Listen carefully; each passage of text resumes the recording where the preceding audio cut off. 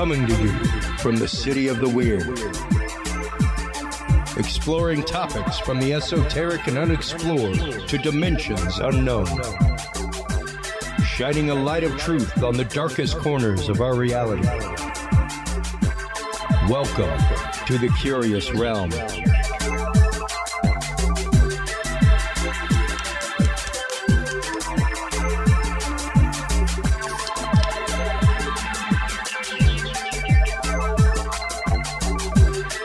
Well, hello everybody. Welcome to episode 68. Chris Jordan coming to you live from Austin, Texas tonight.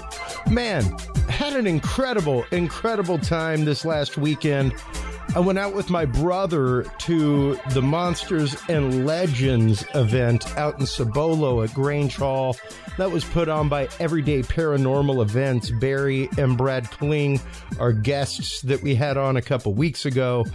That was an epically fun event. The VIP stuff was fantastic. Amazing guitarist, amazing food, guys. Whoever y'all had cater that barbecue, man, it was awesome. But the speakers were amazing. A little bit was canceled outside because of rain, but they had a full house. We heard some great presentations by our good friends King Gerhardt, Lyle Blackburn, Greg Lawson, rather. Was the MC. He's actually in our interviews later on. If you want to hear our interviews from the Texas Monsters and Legends event this last weekend, those are coming up, of course, in our second part of the show during our pre-recorded segment.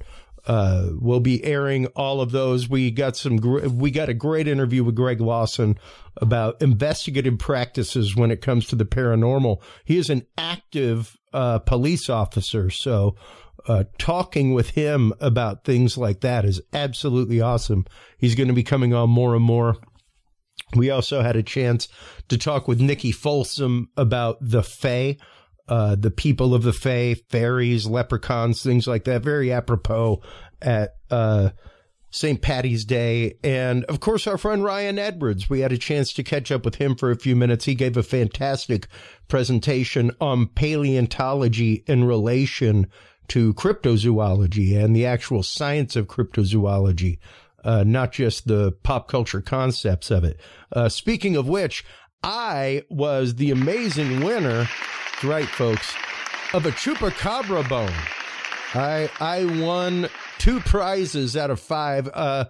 Get out there, kids. Y'all have fun at Project Graduation. Everything went to benefit the Project Graduation group out there at the high school in Cibolo. But I was the winner of a chupacabra bone from King Gerhardt. He donated that to the raffle. So I won. I want to have him on to talk about the investigation that this bone comes from.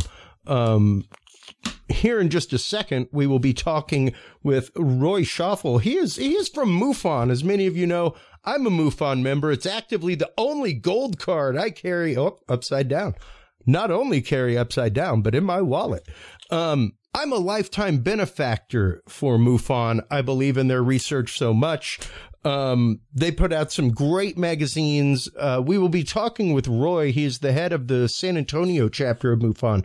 We'll be talking with him in just a minute about cases in Texas, what MUFON is about, how you can get involved with investigations in a modern day aspect. We'll get to that right after we talk about the news of the week. Of course, the news of the week is brought to you by Curious Realm over on our Facebook feed. Feel free to stop on by, join the group. Over 1,000 people having conversations. This is something that we will definitely be talking about tonight out of WMTW.com.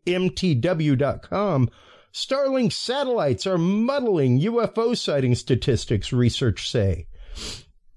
Out of Phys.org, a new species of trapdoor spider is confirmed in Australia. Out of PopularMechanics.com, alien life may exist in the zone between night and day, a new study says. Out of Space.com, private Japanese moon lander reaches lunar orbit. And out of Yahoo.com, mountain lion attacks man who was sitting in hot tub at Colorado rental home, officials say. That is just some of the news that's fit to print, folks. Come on by, join us on Facebook. Just go look up Curious Realm. Of course, while you're online doing that, make sure to stop on by the website. CuriousRealm.com is the website. That's where you can tune in live every week. That's where you can find all the episodes. That's where you can get the Knowledge Vault, full of declassified government materials, all kinds of things. That's also where you can visit our newly developed Curious Realm store. Not only Curious Realm swag there, but books by our guests. Stop on by, check that out, curiousrealm.com/store. And of course, while you're there, make sure to stop on by MUFON.com. MUFON is where you can go. They are the Mutual UFO Network. They have been investigating UFOs and UFO phenomena for, God, since the late 60s, if I'm not mistaken. But welcome to the show. Roy, how are you doing today? Chris, I'm doing great. Thank you for having me on your podcast. Deeply appreciate this invitation, and I thank the audience for coming on this evening to listen to what we have to say. Well, and Chris, you're exactly correct. MUFON started in 1969. Yep. So you're dead on. Yeah. And, it's interesting because they are one of the first people to actively put out, I guess, a form of protocol when it came to investigating. And I belong to a lot of groups, Roy, when it comes to social media. Unfortunately, half a lifetime, I'm 47 now, half a lifetime lived editing audio, editing video, living behind a lens. I tend to break a lot of hearts, my friend. And it's interesting to me that so many people get upset when MUFON doesn't accept ring videos. MUFON doesn't accept second party information. MUFON does witness sightings. So let's get into, before we hop into cases here in Texas as of recent, let's get into MUFON, what they are all about, and the protocols involved with reporting a sighting to MUFON. Well, it's an extensive process. I will tell you that field investigators are thoroughly trained. Here in Texas, which has the second largest number of, quote, UFO sightings in the world, second only to California, we undergo constant training. We have a thing called the Third Thursday event, which is an hour of training by someone within the state of Texas on aspects of their research. But MUFON is all about the science and the research efforts placed into identifying the UFO phenomena for the benefit of humankind. And the research protocols are very, very serious. I come from the realm of research and development years and years ago. In fact, one of the people I was their lab technician was a well-known gentleman in science fiction writing, Isaac Asimov. So I've had this background in the technical arena that I bring to my research into the cases that I get. Now, we don't accept hearsay cases. You're 100% correct on that. We do require people to go online and fill out a sighting report. That's the beginning of it. And then the sighting report is analyzed at headquarters just to see what's what. And it's analyzed from an overview perspective. It is then assigned to a state, and then the chief investigator assigns it to a field investigator. If it is a case where it is involving, lack of a better word, close encounters of the third kind, or, alien contact or purported alien contact, we hand it over to our experienced research team immediately. And these are folks who've got 20, 25 years of researching case investigation, field investigations under their belt. Myself, I've only got about 150 cases so far. But this ERT team will go out and do more than, if it's more than a sighting case, if it's like a landing, aliens involved, abduction studies and all that, they are pretty much first on the scene. So we pre-qualify all the MUFON reports that folks are kind enough to file with MUFON. And then it comes back into the field and is assigned to us. We generally have 90 days to complete our investigation. And they do monitor your progress all the way through, seeing if you need help or you need to pull in someone else to assist you or to guide you. Right now, as section director for the San Antonio area, which is Region 5, I've got 5 field investigators under my tutelage at this time. So it's very all-encompassing, very, very detailed, very technical, and sometimes, as you can imagine, very boring. But the work has got to be done. And that's what we do. I can tell you we're always looking for field investigators. We do have study guides, a handbook to study from, and then there's a maximum 4-hour online test. For myself, who played a lot of football back in the day, I am very pleased to tell you it is an open book test. So that helps out quite a bit because it's a monumental amount of studying to do. Yeah. And it is.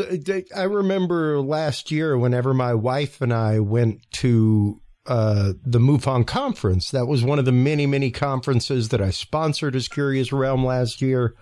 And I remember whenever we went, one of the first things we heard just kind of in the background and passing as we were setting up my equipment at our booth was somebody walking around the vendor area like, oh, well, this is no alien con.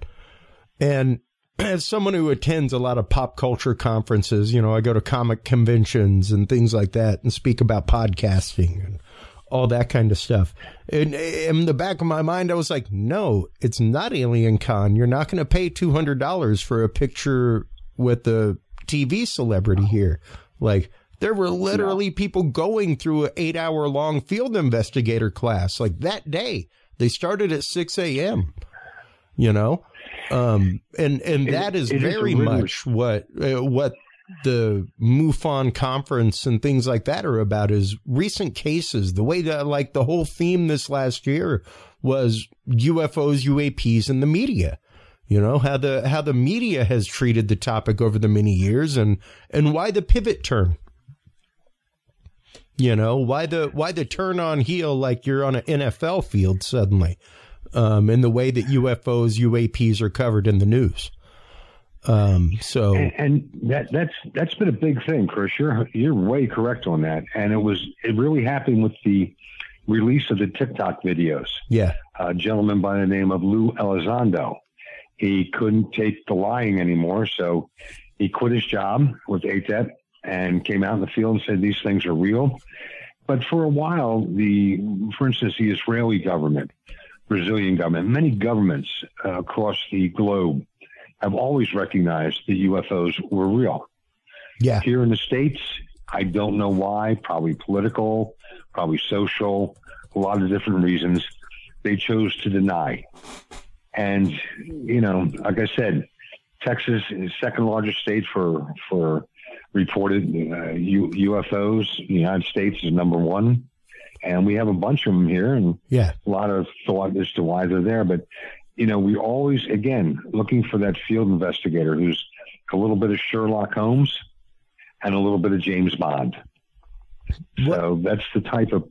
Go ahead. Oh no, I was going to say let's start getting into what field investigation, because of course, you know, much as Indiana Jones would say, you know, I'd love to say everything is raiding a tomb, but real research is done in the library. You know, real archaeology is done in the library, and the more I've spoken to, I guess, other field investigators, people in the world of cryptozoology, paranormal, things like that, that is the absolute truth. Before they ever spend money on an expedition to put boots on the ground, there is a lot of effort that goes into seeing if boots even need to be put on the ground. That is correct. All these cases are pre-qualified. And analyzed from the perspective of the field investigator. And each field investigator has their own little techniques that they use, and I'll share some of mine this evening. Please. But I will, you know, like I said, my background is technical. real life job as architectural consultant. And with that, I'll give you an instance. We had one thing out in Uvalde, and the gentleman was reporting this, that, and the other thing. I said, wow.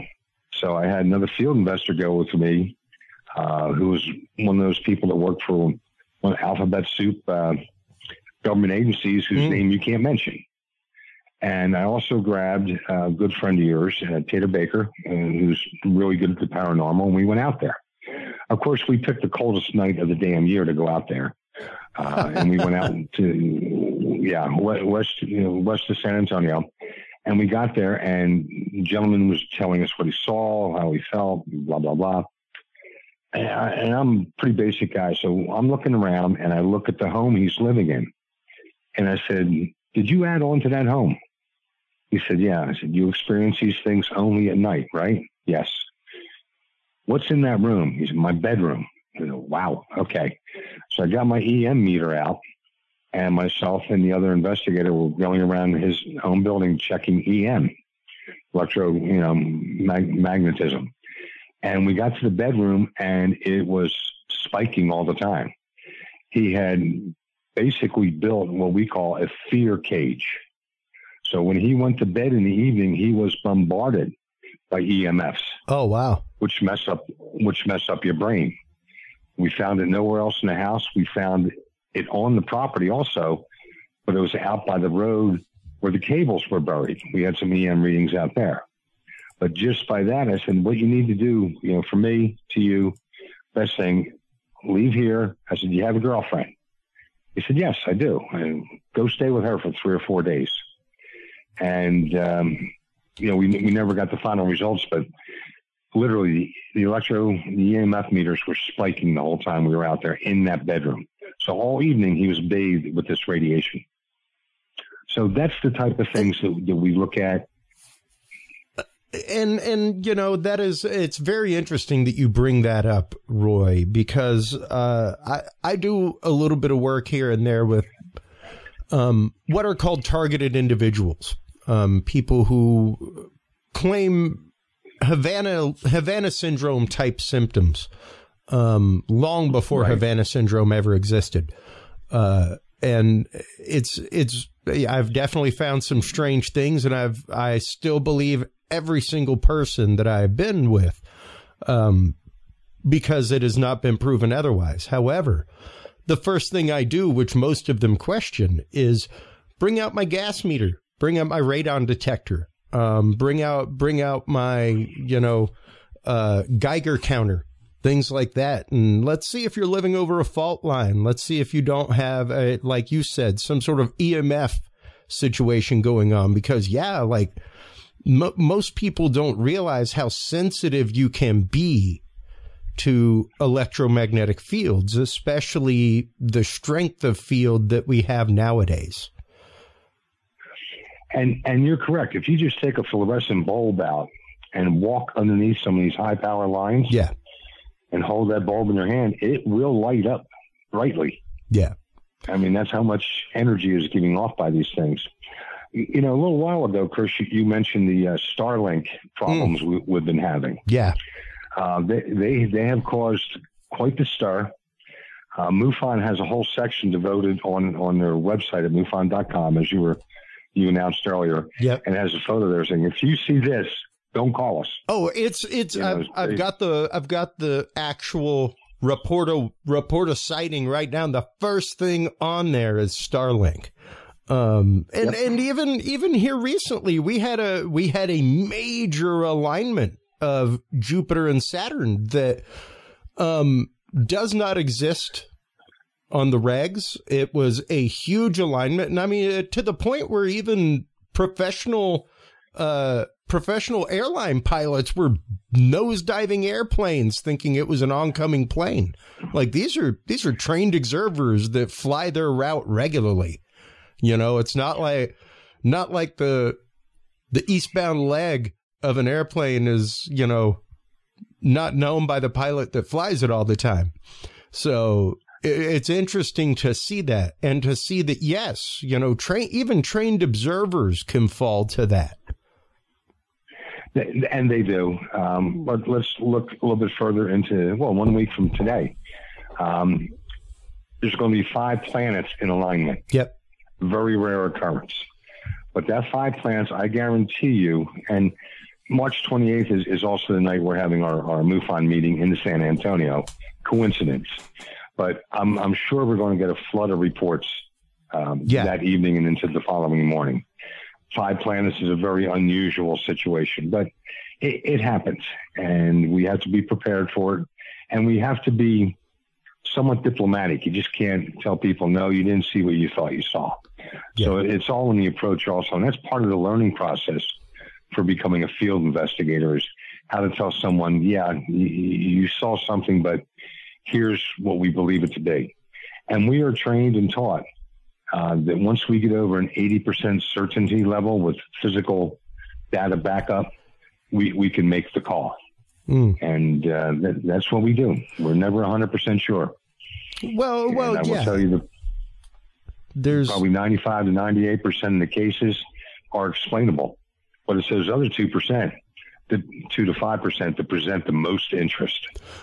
And that is probably the biggest rallying cry that we have on this show, Roy, is that whether it's paranormal, UFO, UAP, crop circles, like, yes, okay, 98% of them are fake, 2% are not. And the 2% that are anomalous have some really wild stuff. And a lot of the faked ones even have some really wild stuff. But it's like, you can't, you're an architect. Like, the prime example is if you left a 2% remainder on something, the building collapses. The building collapses, exactly. And it's like, I don't know. I guess maybe it's the chemistry joke of you're not part of the solution, you're part of the residue. That is correct.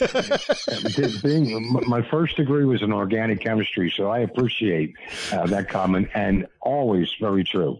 Yeah, always very true. Because there's, I don't know of a field of science where 2%.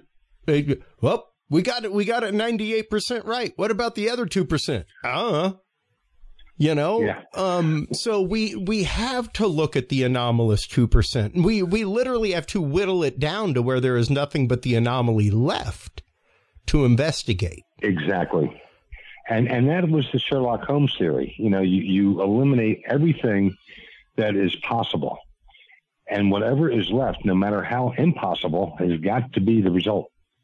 And that's a very good philosophy to carry through.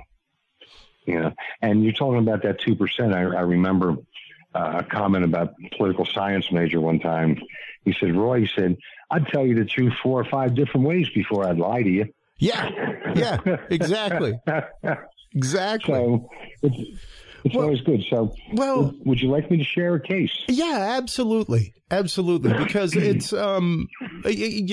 even going into that aspect and the fact of, hey, you could talk to 5 different witnesses of the exact same event and get 5 totally different stories. So trying to filter that and coalesce that as an investigator is exactly part of the conundrum. So go ahead and let's get into our first case right here in the Lone Star State. And they're all in the Lone Star State, which is cool, but it's always interesting. People are more in tune seeing UFOs. They're not embarrassed by it anymore. No one's, pulling out the foil, giving away my age, the tinfoil hat. But the one I want to share, I have 3 to share with y'all. One was on the Gulf Coast, right outside of Rockport, right there, Padre Island.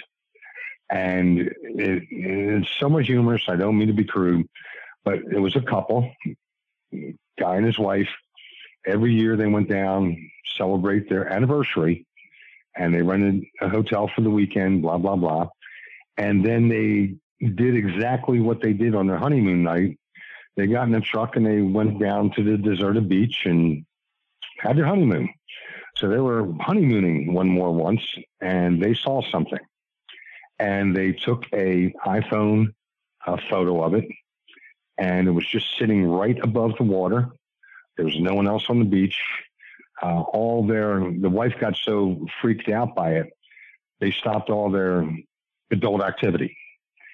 And she was screaming at him to get back in the car. He's out of the car taking a photo.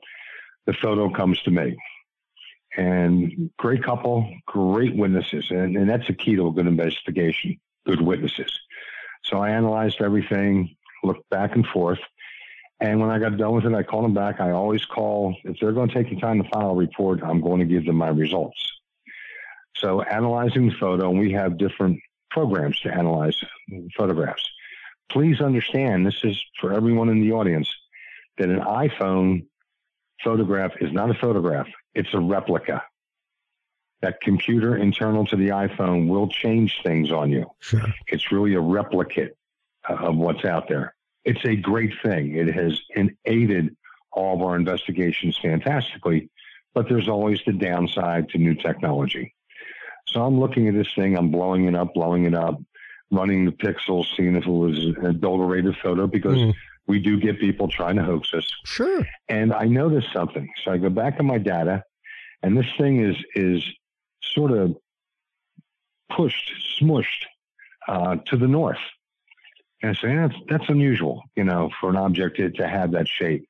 So going back in it, blowing it up, checking where the wind was, what was the wind speed, what were the atmospheric conditions. I said, this thing looks like a gas flare off of an oil well. And I went back, pulled up the data on active rigs, out in the Gulf of Mexico, and straight out from this couple was a flaring well. It was just burning off excess, gas.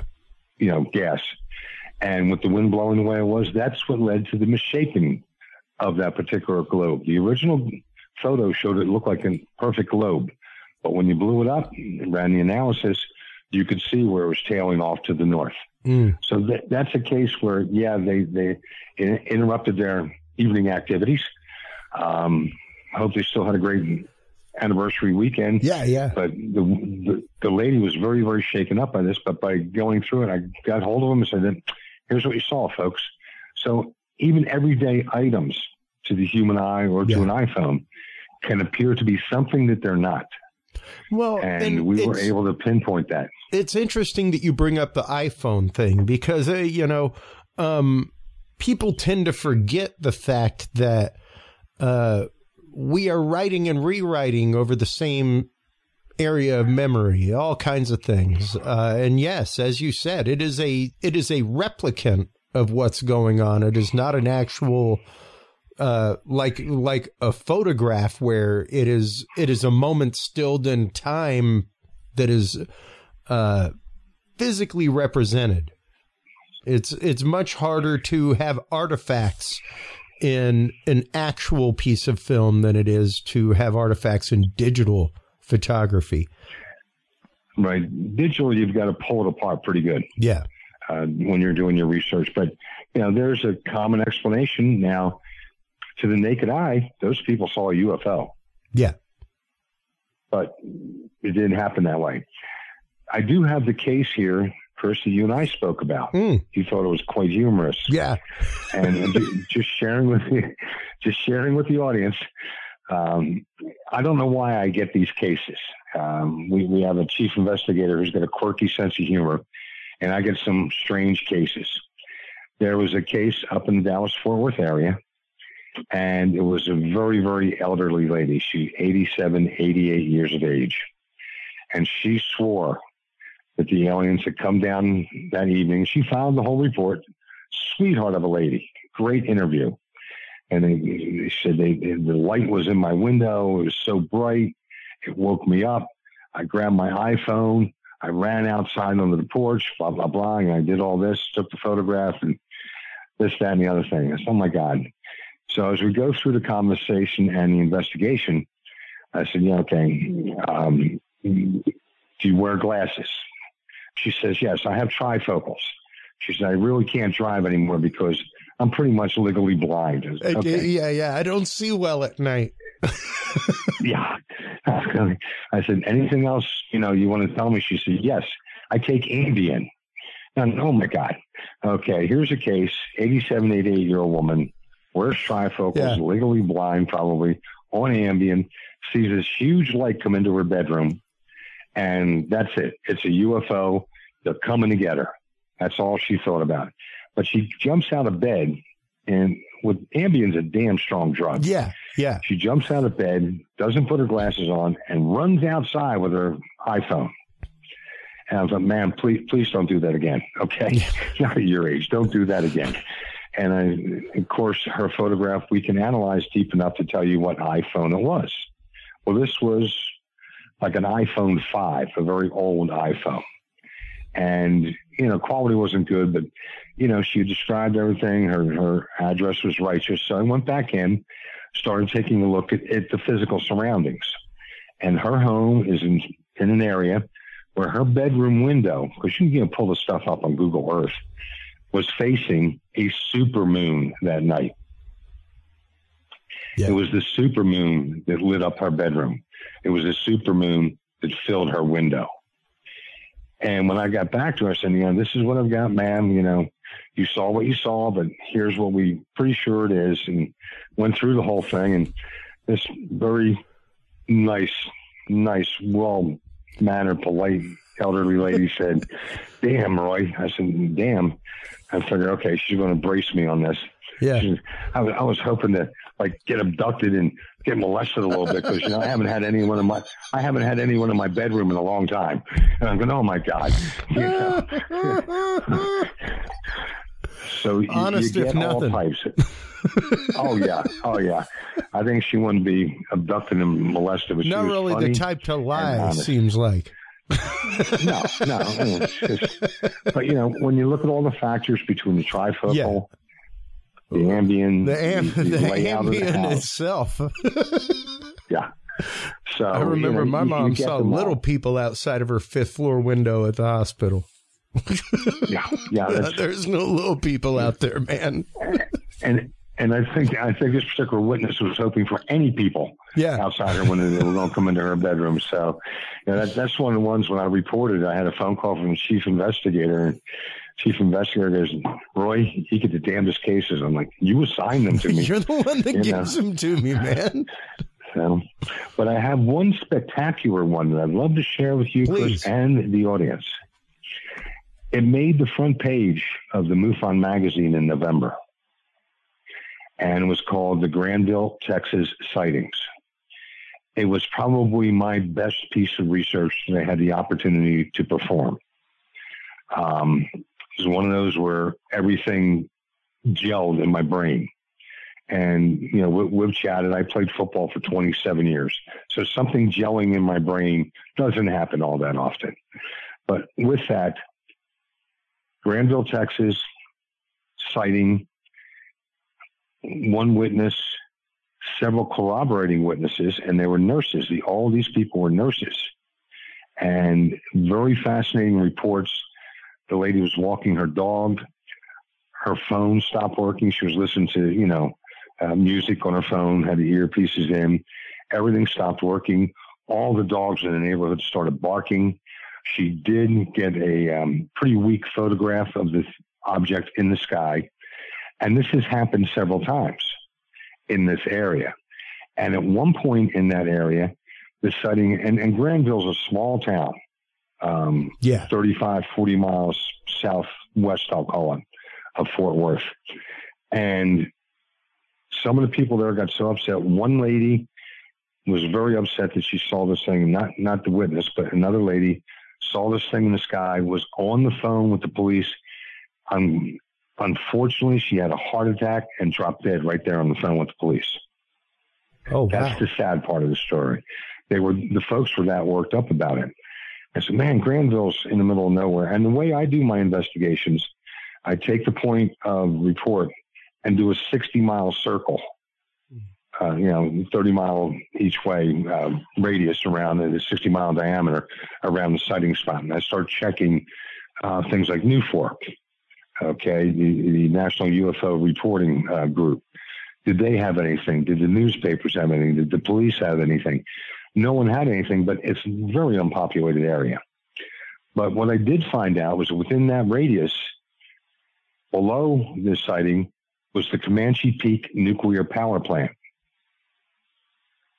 And on the other side of that, going west, was Stephenville, which was the site of a 2008 sighting that was witnessed by over 35 people, including law enforcement officers. Yeah.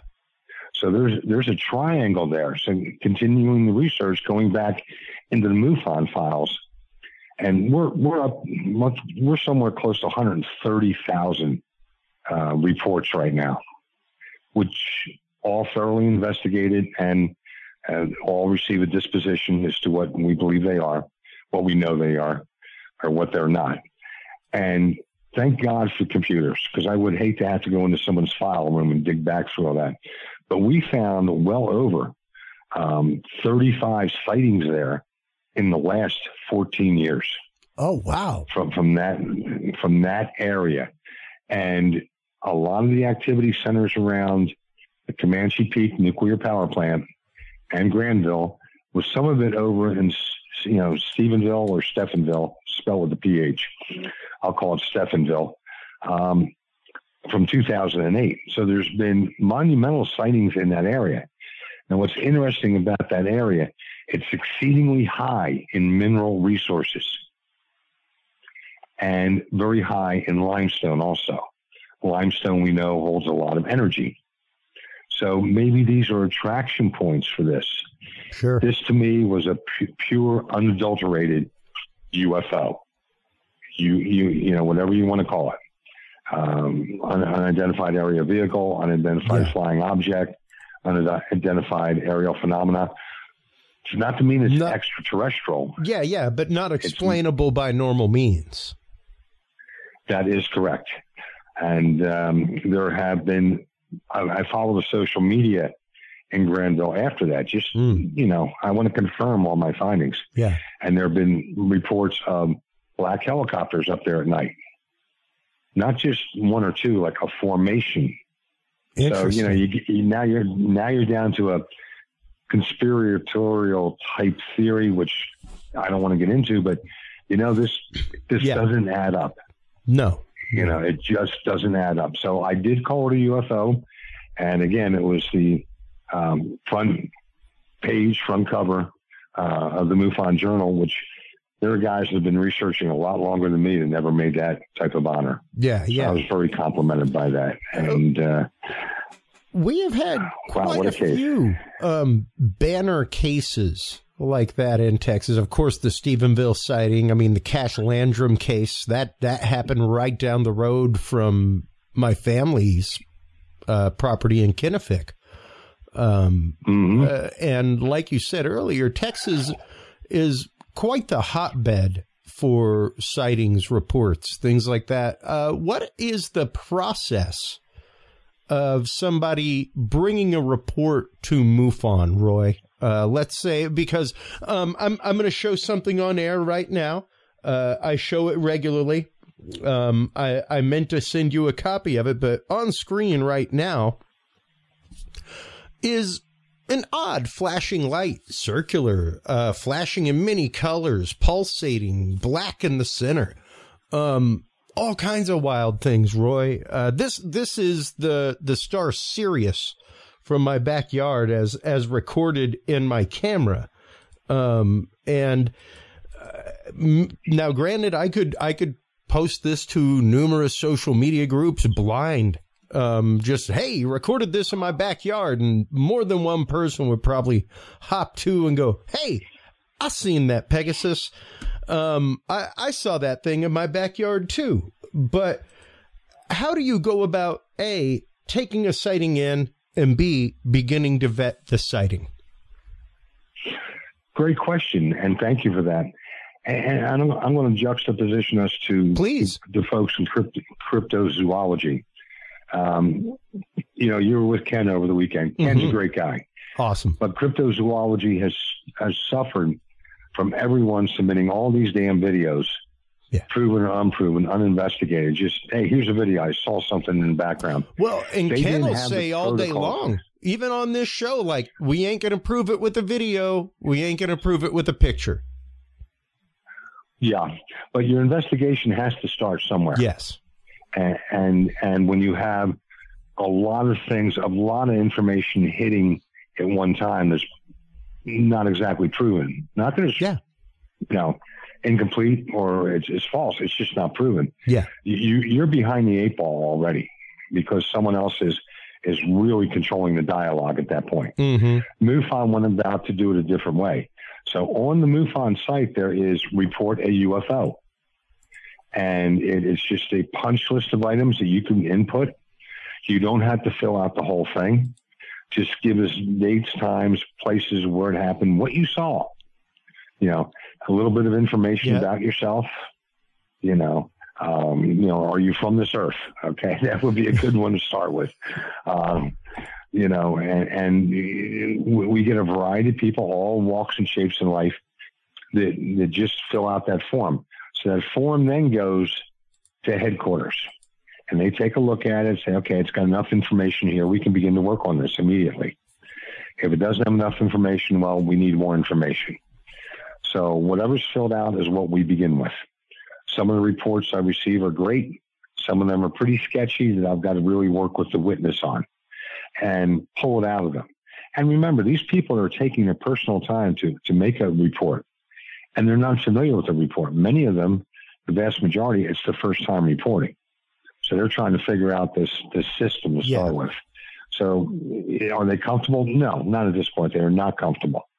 So it goes to headquarters. They take a look at it. They assign it certain classifications, based on the Valley rating system, and we'll have some, like, just say, for instance, a class 1, get on this now. Get on this immediately, within 24 hours. Or a class 3, which could be a historical case, 5 to 7 years old. Someone just found a photograph somewhere, or had an experience. You can take your time a little bit more with those. But when you get a hot one, you got to jump on it, and they do classify it for you, they being headquarters. And then it comes down to the state, and we do have a chief investigator down here in El Paso, and she makes all the assignations of the cases. She'll review them again, take a look, say, this one looks like a tough one, this is a weird one, give Roy the weird one, he's good on weird ones, or on historical ones. And everyone's got their strength and weakness, and chief investigator knows this, but we all have reports. We're all working on at least one sighting report a month. Wow. So we stay in practice. Oh yeah, there are that many. And you've got 90 days to get these things done. Now, the experience or research team, ERT, they take a little longer because there's more humans involved. It's just not data. They have a different grace period, but it all starts with that report where it says report a UFO, and it's just fill out the form. Wow. You fill it out online, and you can claim, I don't want to be contacted by anybody. You can claim, yes, you can use this information, or no, I wish to remain anonymous. All that's in there.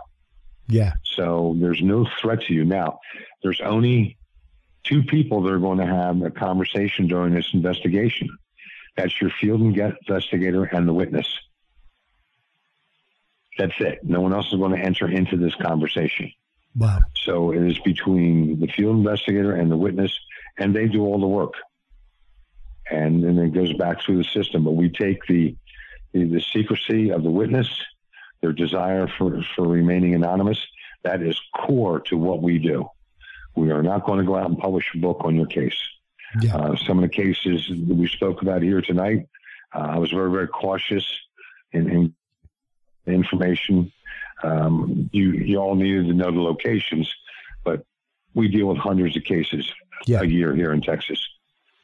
Yeah. So that's where it all begins. And the field investigators now, we have field investigator level 1, which are the rookies, and then field investigator number 2, which is someone who's done everything, completed a whole bunch of cases to the satisfaction of the state director, because it goes from the field investigator to the section director, in this case, me, if it's San Antonio. I review the case, see if there's any parts or pieces missing. If they're having trouble drawing a judgment, I might suggest in a way of guidance, saying, hey, have you looked at this? Have you looked at that? Then it goes to the state director, and chief investigator who also look at it. So there's very little chance of something grossly wrong getting through the system. Too many eyes are on it. Yeah. But I stress to the audience, you're anonymous. You write down, you don't want to be ever have this information get out. It's a done deal. It does not get out. Yeah. So I think that's one of the beauties of what we do. Now, before everybody goes and starts filling out the form, I guess the main thing is that you have to be a physical eyewitness. This isn't the fact of like, hey, my security camera recorded something. Hey, my mom gave me this picture. Things like that. Right. On the form, there is a space there saying, are you the witness? And yes or no. That puts it at a certain level. If you are not the witness, that lowers the level of urgency. It also lowers the level of credibility. Not that anybody would lie to us or try and mislead us, but we like you have got to be careful of hoaxes. Except those crafty Canadians. That's or folks from Maine. That's I love. Watch those Mainers. They got Tim Hortons up there. They're all happy. I just thought it was interesting that on the form, one of the questions was, "Are you of Canadian descent?" Yes. So yeah, and that has to do. We have a series of things going with blood type right now. There seems to be indications that certain blood types can see more than other blood types. Interesting. So that's one of the reasons. Yeah. I'm AB negative. Okay. I have my daughter swears I'm an alien because no one else in the family has this blood type. And AB negative is extremely low percentage of the population. Yeah. But it's there. So there's a lot of trends that we're now picking up on. And a lot of it's because we have the computer analysis now. Yeah. Yeah, that is. Without that, that's fascinating. That's an episode in and of itself, because I mean, there's of course been numerous claims of blood type, and of course, perhaps connection with extraterrestrial breeding, things like that. So pretty incredible. In particular, the Basques, Basques, the Basques over in the Spanish Peninsula. That's some fascinating reading about those folks and how different they are from the rest of the European population. But with what we do as field investigators, it's very thorough. It's very in-depth. We cannot go out, in addition to being anonymous, we don't go out and visit a person without another person with us. We want 2 field investigators on each site visit. That's good business. Yeah. Okay, that's safety. In today's world, you need to be a little more careful than you need to be 20 years ago. Yeah. So that's some of the protocols we have established. And like I said, I'm fascinated by cryptozoology. University of Texas, San Antonio has cryptozoology courses, which when I finally fully retire, I'm going to start taking a couple of those puppies. Heck yeah. I'm fascinated by it. Heck yeah. And people forget the fact that is an actual course of biological study, and yes. And even now, it's interesting because right now the Rice University in my own hometown of Houston, their religious studies department has created a UFO archive. And like the works of Jacques Vallée are going there, all kinds of people. And it's interesting that it's the religious studies department that has picked this up. Yes. And to see more and more departments starting to look at things, material science departments, things like that. It's remarkable. It's great because there is a panoply of evidence out there. Even when you're talking about Bigfoot, that kind of stuff, like there is so much new evidence when you're talking about oil handprints and alleles that can be lifted from that. And it's phenomenal. And even going back with old evidence, old photographic evidence, video evidence, things like that in the MUFON archives, and looking at it with new investigative eyes, looking at it with new technologies that we have available, unlike a lot of these other researches like cryptozoology, where unfortunately things are deprecable over time.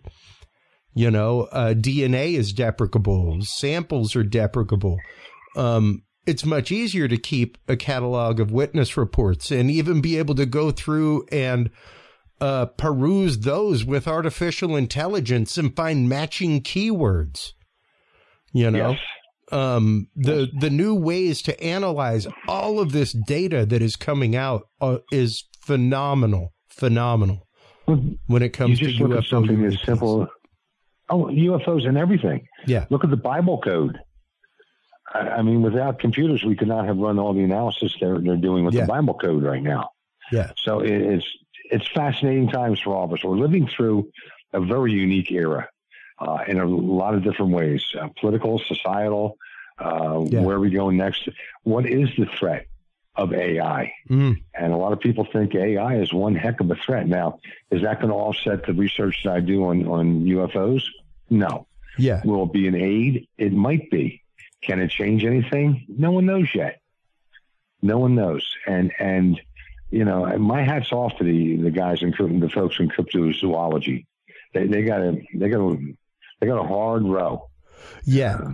In front of them. Well, and really, you know, it's I think all of these sciences do. And unfortunately, like we were saying earlier, Roy, I think that science has a harder row to hoe once people figure out that wait a minute. Like, what if they forgot 2% of your wall? Yeah. Would you notice? Because we're forgetting to investigate and scientifically look at 2% of the information. And I think that is exactly where physicists, even modern science, are starting to look at that 2% remainder now and go, wow, there is a 2% remainder, and this 2% is really incredible. To the point of even people like Avi Loeb and stuff like that from MIT. Yes. You know? Well, you go back a little bit just to see how things have changed.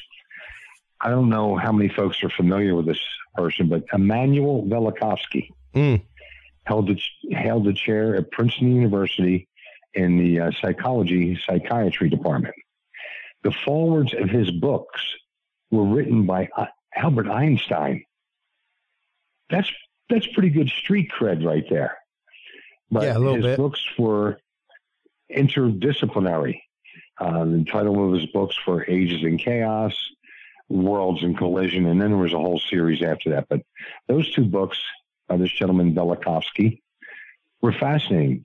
But Harcourt, Brace Jovanovich, HBJ publishers had so much pressure from the academicians that he finally had to publish his books in Penguin paperback form. That's not the case nowadays. Yeah. You have a book coming out in July by Eric von Denken, dealing with the book of Enoch, finally, after many years later. The biblical book of Enoch that was not allowed by the Council of Nice to Nicaea. be in the Bible. Nicaea, thank you. You know, you wonder how much has changed, how much more information is out there that we've got to work with. And I look at it as how much information do I have to work with? Yeah. Yeah, precisely. Because it really all comes down to the data and the points of datum. And I guess really, Roy, I think what troubles a lot of people, and I don't mean like troubles like keeps them up at night, but what bewoes a lot of people unbeknownst to them is the literal clogging of their filter. Yes. As opposed to many, like we were saying earlier, good research starts at the library. It starts with good, hard foot on the ground, head out of the clouds research. But we have an issue with want of confirmation and with confirmation biases and with people not accepting information even when they're presented it, Roy. I've had cases like that. I mean, so I know exactly. I'm a believer of believers. Don't get me wrong. I myself have had my experiences. I told you about the strange things I saw flitting and flying over Houston many years ago. And it was really, really funny to me because the day that Tater contacted me, my buddy from high school, who I literally saw the object with, shout out to you, Billy, contacted me earlier that morning, and we started talking about it. We haven't talked about it in years. Every once in a while, it'll get brought up, over beers and cigars, something like that. But he called me up to specifically talk about that. And it was just funny to me that within 24 hours, that conversation happened, then the conversation with Tater happened, then the conversation with you happened to basically set up this interview. And we have to be willing to accept the fact that there is a slice of people who, even though they are scientific and of the world of science, Roy, will have issue. You're correct in that, and a lot of that can have something to do with funding. Funding is the be-all and end-all in academic research, and that does sway a lot. But there is a need for people to have closure. And I remember reading the book Future Shock by Alvin Toffler, back in the 1970s. And he talked about instant gratification. And we have a lot of that in today's society. Yeah. We want it now. And that doesn't lead to a lot of good research. Yeah, you really have to dig in. I spend a week on any new case just looking at it, massaging it, doing the what ifs, writing them down. And then I start digging into the physical data. I let the witness know that I'm working on their case. I'll be in contact with them, blah, blah, blah. But it takes me about 2 weeks to accumulate everything. And this is probably 15, 18 hours of research to get to that point, let alone the subsequent interviews and conclusions. So it's all encompassing. And that's what we at MUFON do. Yeah. Yeah. And I once again, as soon as I was able, I became a lifetime benefactor. I am a big believer in, support what you believe in. And MUFON was one of the first places where I wanted to be able to give my support, and especially the support of my show, because it's... And that you have done admirably. Well, and once again, I'd love to have you on again and again and again to discuss, just every other month, to discuss new cases coming up in Texas, because once again, people do not realize the mad swath of reports that you guys get. And the number of them that come in, and the number of them that come in that you are literally unable to investigate because they are not the primary witness, or because of the situations that we talked about a while ago with photographs or what have you. Exactly. Or the age of the witness. Yeah. And that comes into play. This new case I got, 17 years old. I can't touch you, kid, until you fill out those forms. You and your family. I'm not even going to talk to you. Yeah. Not going to answer an email, not going to do anything. Seems to be a good case, but, you can't get to them all. But the key issue is shows like yours, podcasts like yours, they make people aware that things are ongoing. Things are happening. Yeah. When I walk around the streets of San Antonio, I see a lot of people with their head down. They're on their phone. Dang it. Look up every now and then. Yeah. Look up every now and then. Yeah. I mean, there was an incredulous video out of Chicago recently that looked like Mothman. And this was just astounding to me. I was aware of the Mothman prophecies because living in Pennsylvania at that time, but man, this whole video, and it wasn't just one source video, multiple sources of video. Like, wow, we need to pay attention to what's above us, and that's not being done. And no one's going to poke fun at you anymore. No one's going to mock you. We know these things are real. The government knows these things are real. Many governments have admitted that these things are real. And by gosh, we're pretty much the last ones to. We're pretty much the last ones to admit these things are real. I mean, there have been international consortiums on it, man. It's pretty phenomenal. And even something as old as the Klaatu, Michael Rene movie way back in the 50s. Yep. Day the Earth Stood Still. They were talking, and they were talking about the Aunt B was talking. I don't know what her name was. Aunt B was talking about it was the Russians that were doing this. It wasn't, men from outer space. Yeah. And that all our philosophies came out of the Cold War era. And that has afflicted us horribly. Well, yeah, because, I mean, right now a big conversation going on is if contact, how? And how do we prepare ourselves, and how do we prepare humanity? And is humanity ready to have that conversation in an enlightened way? Exactly. And the questions you asked, your podcast, they will lead people to think about this, and that's the critical item. Yeah, precisely. I want to thank you once again, Roy, for coming on. I want to have you on every couple months just to have updates from local MUFON and cases going on in Texas, to even help encourage other people who may have seen something locally, and been like, I didn't even know where to go to report it. Well, I'll tell you where you go, folks. You go to MUFON.com is where you go. There's the website right there, MUFON.com. Right there in the middle is the Report a UFO tab. That is the easiest way to go about it. Once again, Roy, I want to thank you for your time tonight. I will be in touch with all of this episode stuff, everything else. But we definitely need to get together sometime and have a greater conversation about what we can do with MUFON and everything else. Chris, I would thank you from the bottom of my heart. I thank your audience. Deeply appreciate what you're doing. And I really appreciate y'all having me on board. And one last thing. Yes. San Antonio MUFON is on Facebook. Everything we have ongoing is on Facebook under San Antonio MUFON. And so if you want to find out.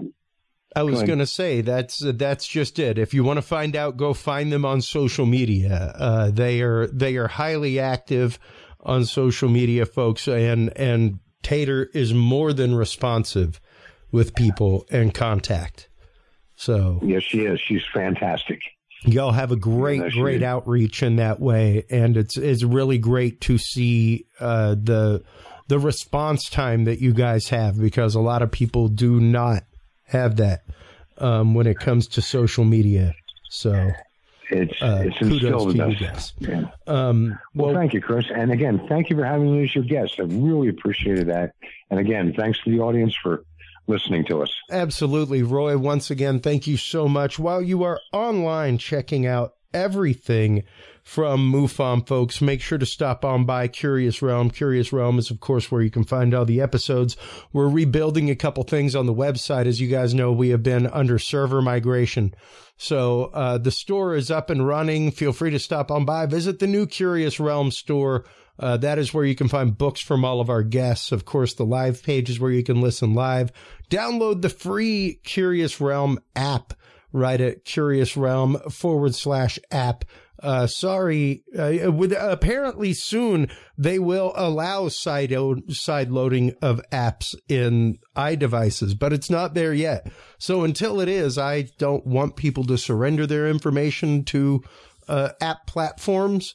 So it's for direct side load on your device. All you do is go through, click the free app button, click the image, and it will install directly on the device that you are looking at it on. So stop on by and check that out, folks. When we come back from our commercial break, we will be airing our coverage of the Texas Monsters and Legends event that happened in Cibolo, Texas this last weekend.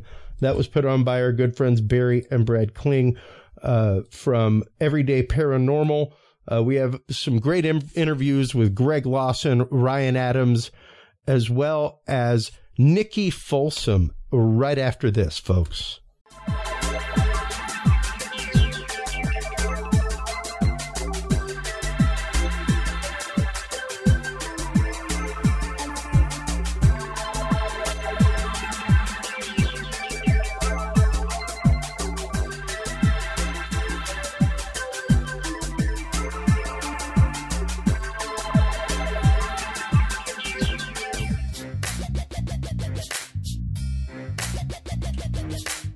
With the rise in attention to the health benefits of cannabis and cannabinoids, including CBD, True Hemp Science has become one of the premier providers of full-spectrum CBD and CBD-related products.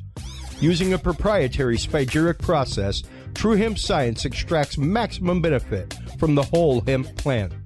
Buds, leaves, stems, seeds, even roots.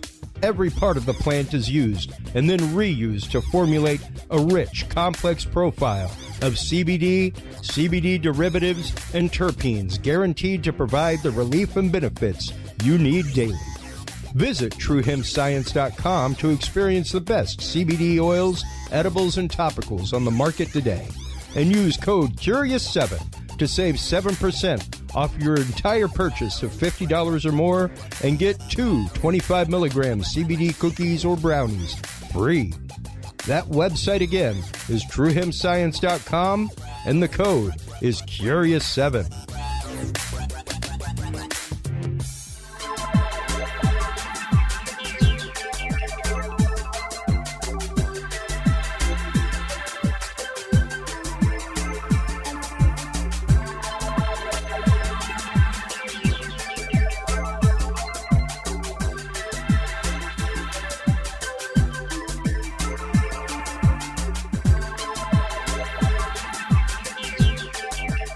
The Curious Realm Podcast is your source for the latest and greatest news and events in the world of the paranormal, esoteric, and forbidden knowledge. And there's no better way to spark the conversation than with items from the Curious Realm store. Choose from fan favorites like hoodies, mouse pads, coffee mugs, and more. Buy books and items from your favorite Curious Realm guests.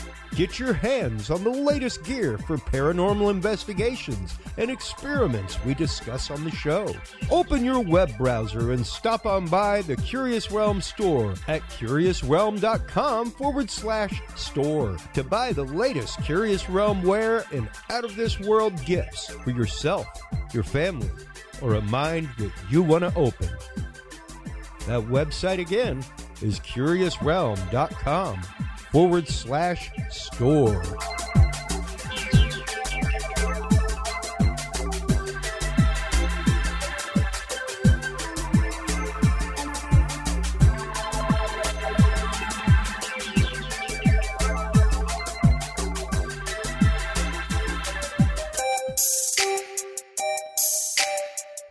Have you considered starting a podcast? Looking for a way to make your business a voice of authority in an industry? Then Podcast Cadet is the solution for you. Whether starting a podcast for yourself, your brand, business, school, church, or just plain fun, Podcast Cadet is here to help you navigate the waters of the podcast industry. Specializing in one-on-one consultation and training with industry professionals in fields ranging from podcast technology and editing to distribution, monetization, and even social media strategies. Podcast Cadet tailors their services to the specific needs of you and your podcast. Do you already have a podcast and trying to find ways to engage and grow your audience? Sign up for your Podcast Cadet audit today and let us help you explore new and exciting ways to leverage your content and elevate your podcast brand to whole new levels. From consultational workshops to affordable podcast production and maintenance packages, Podcast Cadet is your one-stop shop for everything podcast related on the internet. Visit podcastcadet.com today to sign up for your consultation or training and use code CURIOUS20 to save 20% off your entire purchase. That website again is podcastcadet.com. Well, hello, everybody, and welcome to the Curious Realm coverage of the first annual Texas Monsters and Legends Conference right here in Cibolo, Texas, being brought to you by Everyday Paranormal. We just had Brad and Barry on the show, a couple of great guys. This has been a fantastic event, great turnout for the first year. Our first guest is Greg Lawson. He is the author of How to Be a Paranormal Detective, as well as Roswell, the After Action Report. He is also our MC for the event, so welcome to the show. How you doing? Glad to be here, man. Thanks a lot. I want to thank you for the time. I mean, once again, it's a bubbling conference for the size room we have. It turned out to be absolutely full despite the weather. It's fantastic. I was really surprised when we had that weather moving in. I was thinking, oh, God, here we go again. You know? And the place is packed. Yeah. I was amazed. Yeah, it's fantastic. Well, for our audience out there who may not be familiar with you, Greg, tell us a little bit about your body of work and how you came into the world of paranormal investigation. All right. So when I was a kid, my brother used to scare the hell out of me all the time, right? Mine too. Yeah. So that's what those brothers are for, I guess. And mine was 17 years old when I was 5. So he was 12 years older than me.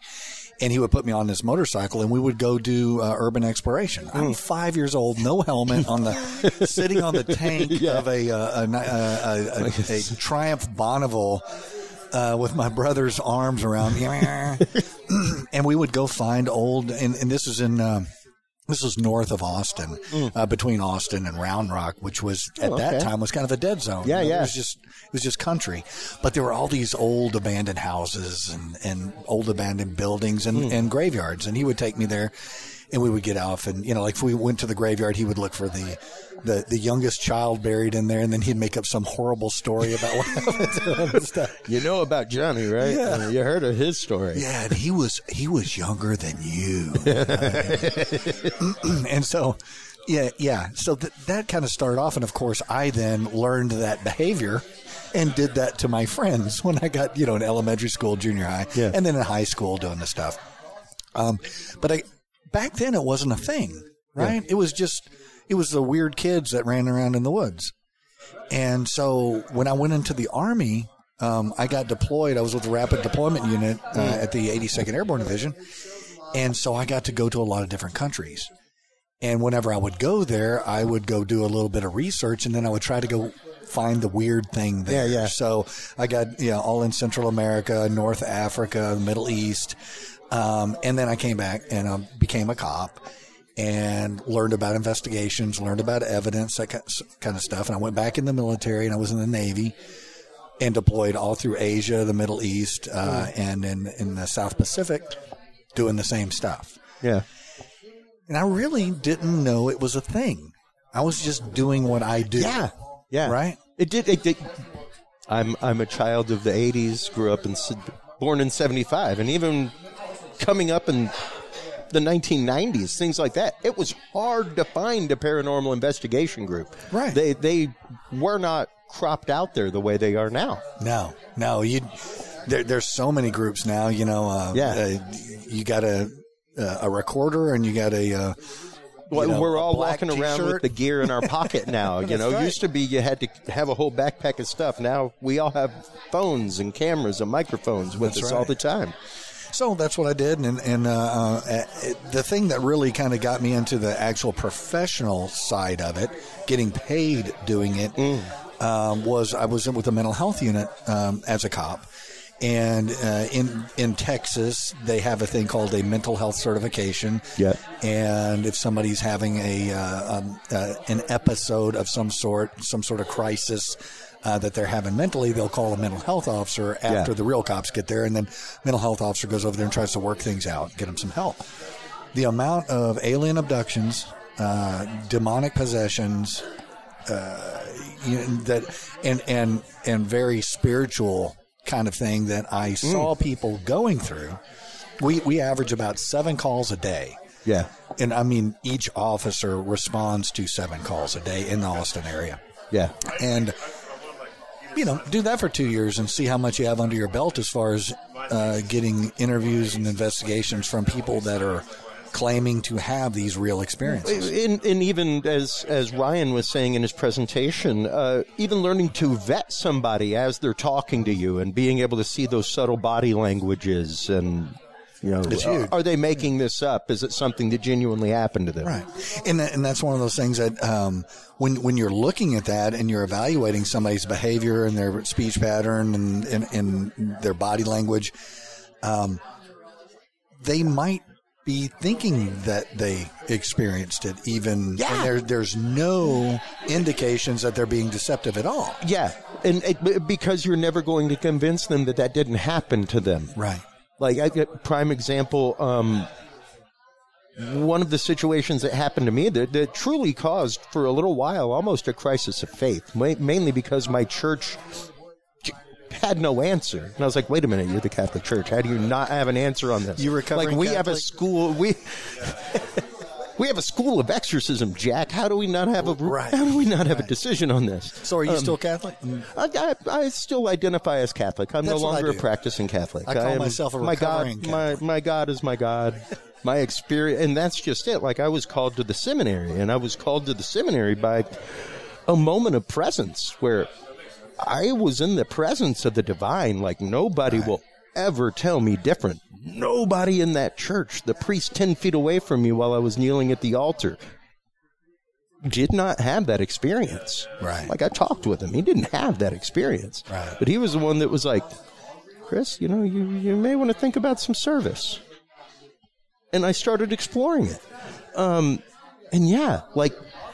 I guarantee you, if I hopped on a polygraph, it wouldn't nudge or budge because that changed me, man. And that's one of those things, I do a lot of lectures, I do a lot of workshops, and I have people say, hey, come in and do a workshop on deception, on, figuring out whether people are lying to you or not. And I'm like, I can't do that in an hour. No. That's years of conglomerate in the field, gut reaction, and learning to read those micro reactions on faces. And, yeah. And the point is like if somebody is intentionally being deceptive, let's say a bar contacts a ghost group and says, hey, I want you to come in here and certify that my bar is haunted. Sure. There's a whole bunch of groups that will go do that. They will go in there and go, oh, yeah, we had these EVPs. We had this experience. There's these orbs here.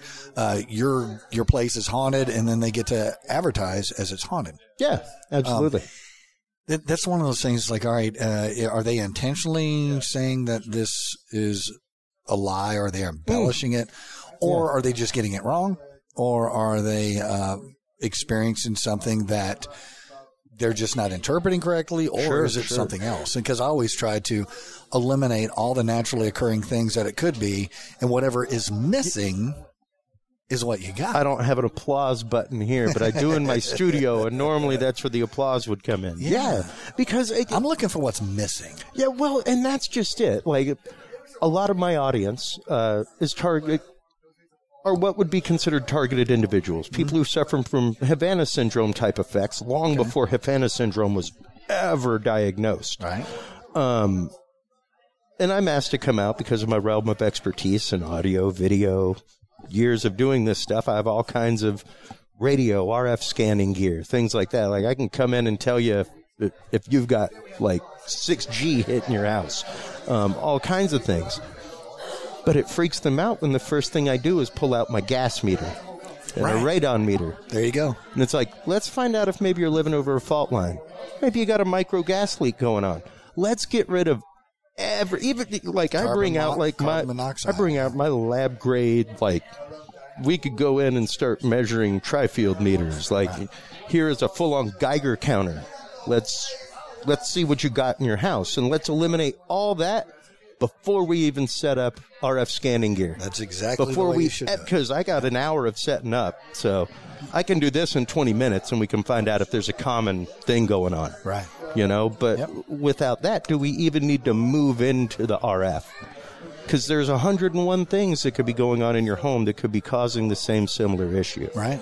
And you really do have to eliminate the obvious and then leave the the anomalous. Yeah. What is that? Why is that happening? Yeah. How does your experience, especially as a law enforcement officer and investigator, how much of that experience do you lean on in your paranormal investigations? Probably about 90%. Wow. I'm beautiful. Everything from conducting the interview to a cross-examination to collecting evidence, different ways of collecting evidence, what evidence really is, because evidence has become a very loose word in the last 20 years or so. Let's explore that for a minute, because once again, because of my realm of experience, I tend to break a lot of hearts in social media groups, Greg.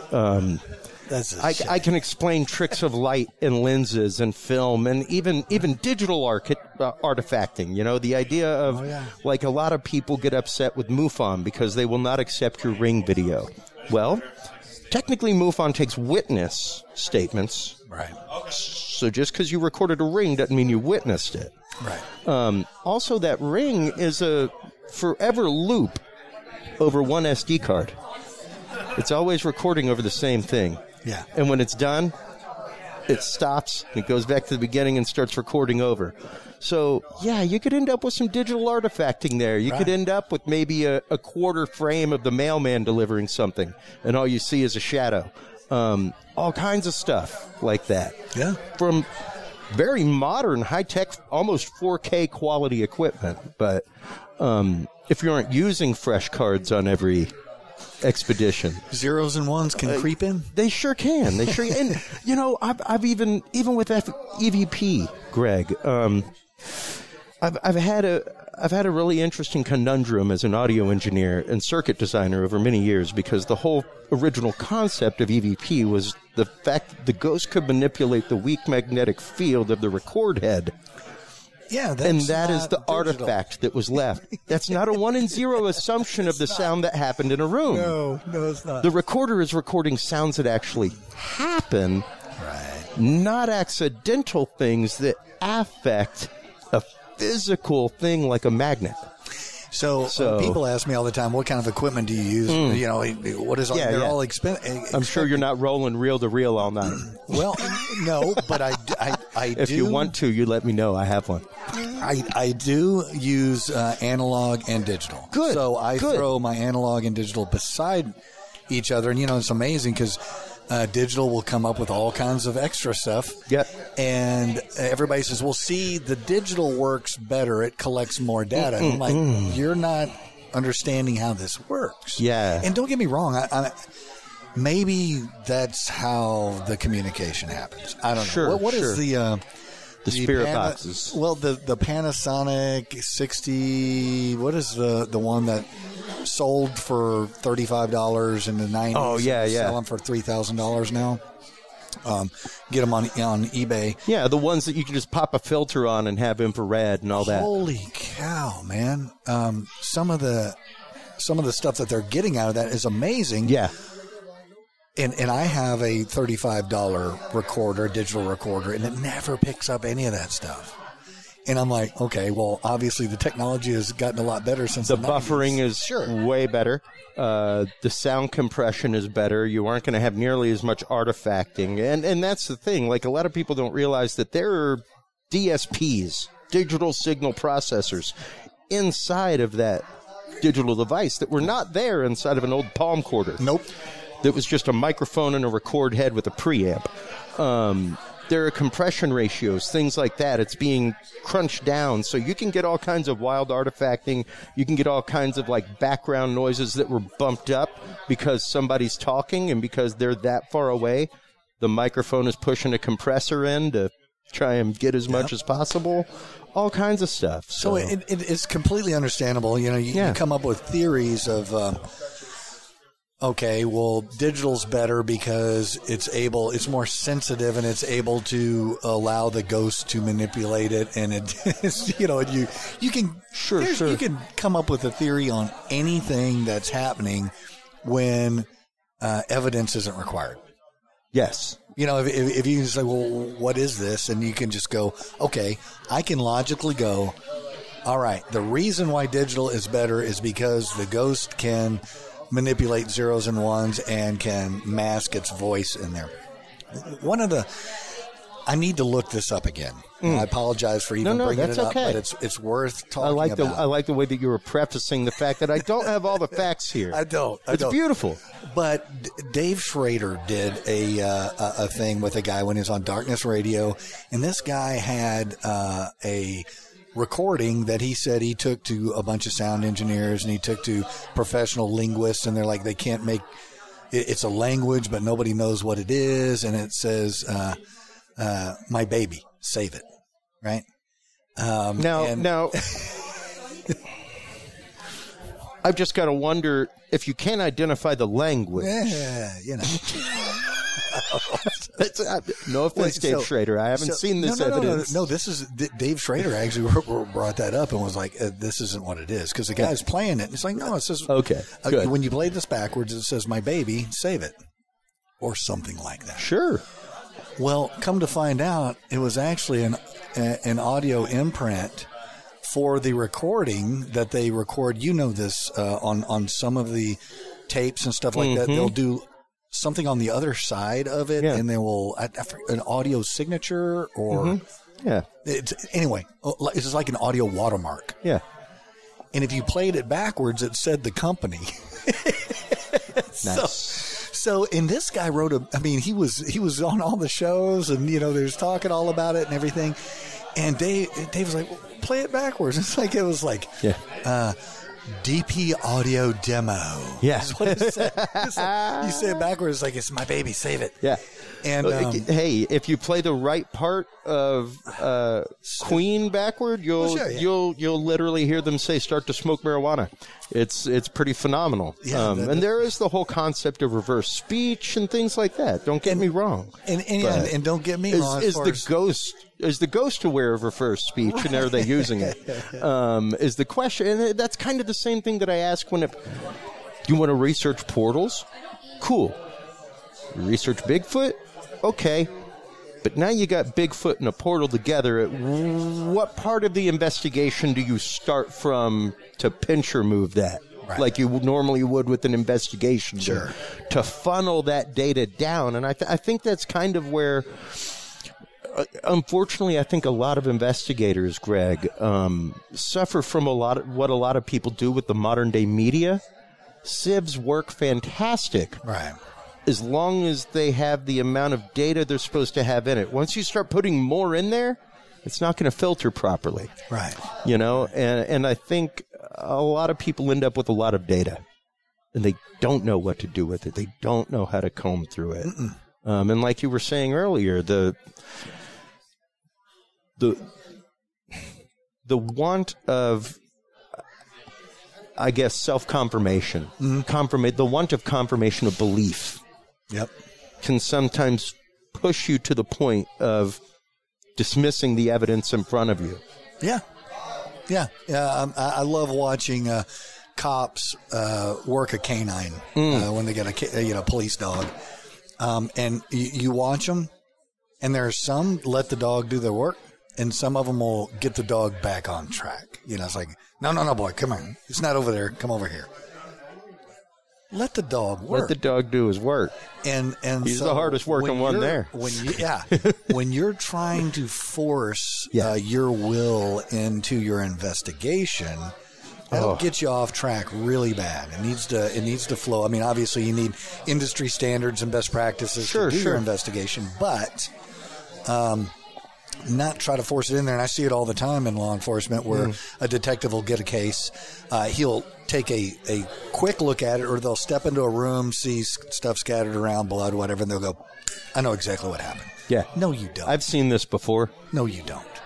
Yeah, you not may have that seen quick. It. Yeah, you may have seen it, and you can throw that in the back of your mind and go, okay, in that case, this happened. I need to watch for this and that. But you need to follow the evidence. You don't need to get a preconceived notion of what this is, so you can hurry up and wrap this up and manage your case load properly. How often do you see that in the paranormal world? Because you've been out doing private investigations for years, years and years, and worked with many groups, done many private things. How often do you see that fact? Well, there's always somebody in the group that is, I'm going to use the word that's not gung-ho. No, it's not meant to be offensive, but the real true believer syndrome. And they go into a place. I kind of mentioned it up there. Will earlier. not be convinced otherwise. Yeah, I'm looking for the woman in white, and whatever evidence I'm presented, I will transfer that into. That's the woman in white there. Yeah. Instead of maybe it was like what Nikki was talking about. Maybe this is Fae or a jinn. Sure. If they're a jinn and they can do everything and they trick us all the time and they don't like us. Maybe it's like Ryan was talking about. Whenever I have him on the show, we talk about it all the time. The fact that the idea of the egregore, a group of people who, because of common belief, common faith, common effort toward a common end, have literally manifested something into the real world. Yep. Like, prime example is the director of Nightmare on Elm Street. Right. Was highly afraid that he actively inspired and, the demon of Freddy Krueger that he created went and embodied and possessed the Night Stalker. Right. Clive was pretty well convinced of this himself after seeing everything. And just the concept of the egregore that he based this on. He was like, I unfortunately think I helped bring that into the world. Right. And that's a thing. It is a thing. And even if it was just you, let's say, what's that game? They steal the cars in the game. Grand Theft Auto. Grand Theft Auto. This is a very simplistic GTA. way. Sorry, Sorry, man. It is a very simplistic thing, but you create a game like that, and then a group of kids sees it and go, I want to really do this, and they go out and do it. That's exactly what just happened in Austin. Yep. With the street takeover. Sure. And literally the guy on social media was like, we're trying to be the new Fast and Furious out here. It's like, that's a movie. He's going to jail. Dude. They blocked off the streets for that, right? Everybody on the side was an actor, and they had stunt coordinators. They weren't just out in the middle of an intersection raising ruckus. Yeah, so you can look at it from just a very pragmatic viewpoint like that, or you could take one more step as far as stay traditional, non-spiritual, and say psychological. Somebody's thinking or doing something psychologically all in their head, or maybe it's spiritual or whatever. That whole creation's weird. I think one of the beautiful things that you really bring to this from your world of law enforcement, Craig, is and what I try to do with my show. I try to tell people all the time, I won't have any discussion with anybody. I am all about the open debate. Without the exchange of ideas, humanity does not march forward. Right. So you gotta be willing to at least have the conversation and hear somebody out, not try to convince them of your paradigm. But I think what you bring to the table more than a lot of people is that tablespoon of salt, not a grain of salt, a tablespoon of salt and a true point of skepticism. I think that people in all of these communities, the word skeptic is just as dirty as conspiracy theorist. Yeah. Just as dirty. Because people get the wrong idea. I'm a skeptic. I'm a believer's believer. But I'm a skeptic, man, and I'm going to look at everything with skeptical eyes before I go to the point of evidence, before or to the point of belief. Right. And so many people are unwilling to accept the fact that the job of a skeptic is not to poo-poo everything and get rid of everything. It's to see all of the options and literally be of the mind of well, darn, that's new information. My mind has changed. Right. Are you familiar with a guy named Michael Shermer? Yes, I am. So Michael Shermer is not a skeptic. He was an editor of Skeptic magazine. He's an amazing dude. Yeah. Amazing dude. He is not a skeptic. He is absolutely a cynic. Yeah. If you bring that's up not anything, proper skepticism to just slice things apart. No. Yeah. And that's one of the things I have a huge amount of respect for him, except when he rolls his eyes. Yeah. The man, if I'm going to say Bigfoot, he'll just do this number. Well, I know he has. You've already put the wall up. Yeah. You've already put the wall up. You brought the mortar to the table. Yeah.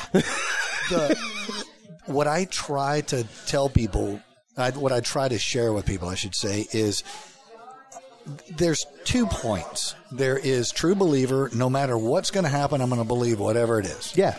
And then there's cynic, where they're not even going to listen to you. Well, a skeptic is between those 2 lines, and they float around like an abacus bead, you know. Mm-hmm. And so they go toward believer or they go toward cynic based on the evidence that they evaluate. Exactly. And their based training, on the datum at hand. Yeah, their training and their experience on how to evaluate that evidence, and it's going to go that way. So skepticism, you have to be a skeptic to be an investigator. If you say, well, most of the people that don't like skeptics, they don't know the definition.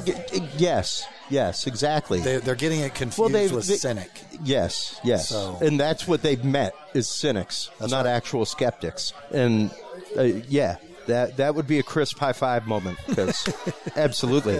And you really have to be concerned about some fields of research when it comes to that, because it really does muddy the waters. All it does is bring muddy feet to the pool. Yep. And we have to be careful with that. We have to try, when we go out on any excursion, Bigfoot, paranormal, UFO, UAP, to be coming at it with the most scientific evidentiary point. Because, I mean, it's like King Gerhardt says all the day. We can have pictures, we can have video. That's not going to be what proves this. No, it's not. A picture will not hold up in the court of law. A picture is literally... The word just left my head, Greg. Well, it's secondary evidence. It's something that you could throw in with circumstance. That's the one, circumstantial. Yeah. It's circumstantial. A lot of people get it confused. So if I take a picture of, let me give you an example. If I take a picture of a bag of weed and I weigh it, I have written evidence, documentary evidence of how much the bag of weed weighs. I have my report that describes the bag of weed. I have the picture that you can see what I supposedly was looking at when I took it. And then I take that bag of weed and I throw it away. And I charge you with possession of marijuana. Well, in court, they're going to want to see that bag of weed. That sounds so familiar to me, Greg. I don't know why. It's okay. I don't know why, later. Greg. We'll talk later. Thanks for the triggering moment. I can't wait till I get triggered. I'll be retired within a year, and I'm freaking getting triggered, my friend. I promise you. Yeah. But yeah, and that's just it. You know, you have to be really careful. It's like Ryan says on the show all the time whenever he's on. Correlation is not causation. That's right. It's correlation, and that's really interesting. And we can explore that as one of many windows, but we cannot make that the literal foundation. Somebody brought in a chupacabra. Of everything. Look at that little baby chupacabra. Look at him.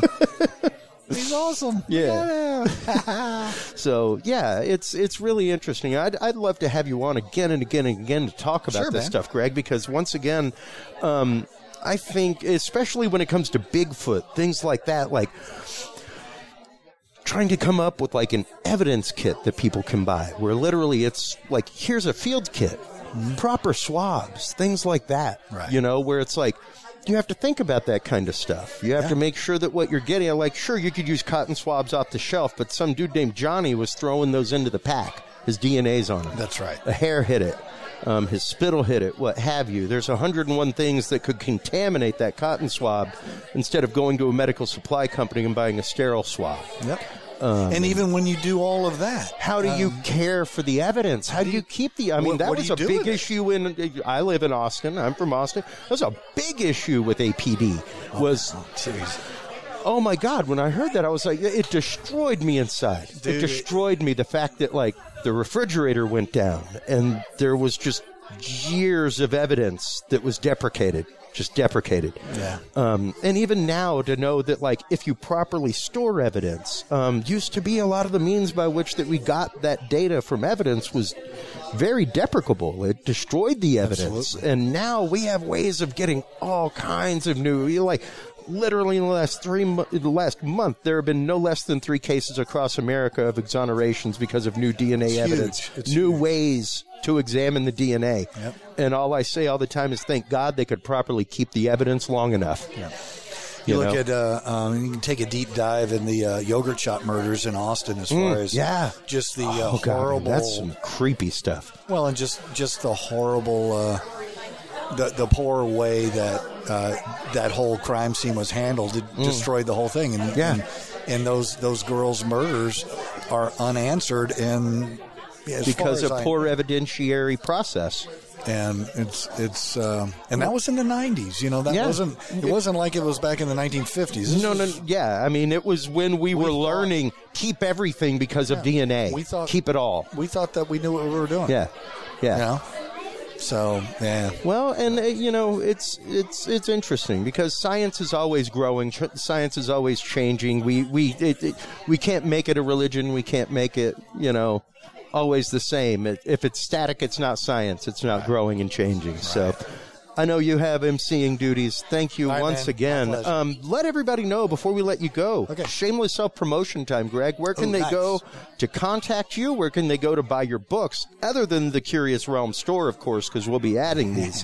Where can they go to contact you for investigative work? Things like that. You can contact me straight through my website. It's www.theparanormaldetective.com or coldcaselegends.com. All right. So you can get there. That goes over to my YouTube stuff. And Great. Fantastic. Well, thank you once again for your time on this very busy first annual Texas Monsters and Legends Conference here in Cibolo, Texas. Please stay tuned, everybody. We will be right back after this commercial break with more fantastic interviews with speakers here at the first annual Texas Monsters and Legends Conference. We'll be right back after this.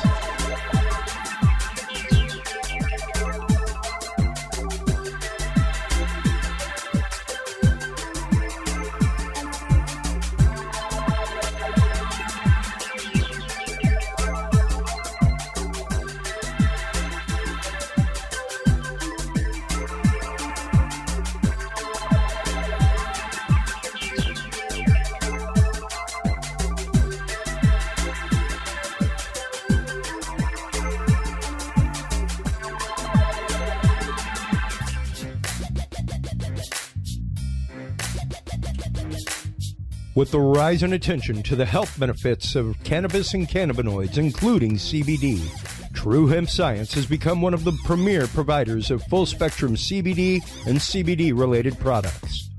Using a proprietary spagyric process, True Hemp Science extracts maximum benefit from the whole hemp plant. Buds, leaves, stems, seeds, even roots. Every part of the plant is used and then reused to formulate a rich, complex profile of CBD, CBD derivatives, and terpenes guaranteed to provide the relief and benefits you need daily. Visit TrueHempScience.com to experience the best CBD oils, edibles, and topicals on the market today. And use code CURIOUS7 to save 7% off your entire purchase of $50 or more and get 2 25-milligram CBD cookies or brownies free. That website again is TrueHempScience.com and the code is CURIOUS7.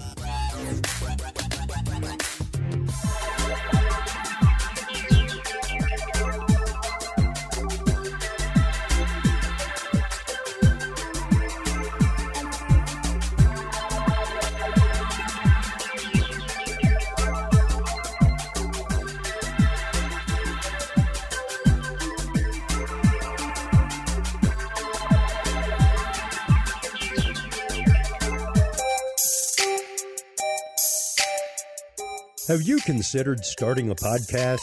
Looking for a way to make your business a voice of authority in an industry? Then Podcast Cadet is the solution for you. Whether starting a podcast for yourself, your brand, business, school, church, or just plain fun, Podcast Cadet is here to help you navigate the waters of the podcast industry. Specializing in one-on-one consultation and training with industry professionals in fields ranging from podcast technology and editing to distribution, monetization, and even social media strategies. Podcast Cadet tailors their services to the specific needs of you and your podcast. Do you already have a podcast and trying to find ways to engage and grow your audience? Sign up for your Podcast Cadet audit today and let us help you explore new and exciting ways to leverage your content and elevate your podcast brand to whole new levels. From consultational workshops to affordable podcast production and maintenance packages, Podcast Cadet is your one-stop shop for everything podcast related on the internet. Visit podcastcadet.com today to sign up for your consultation or training and use code CURIOUS20 to save 20% off your entire purchase. That website again is podcastcadet.com.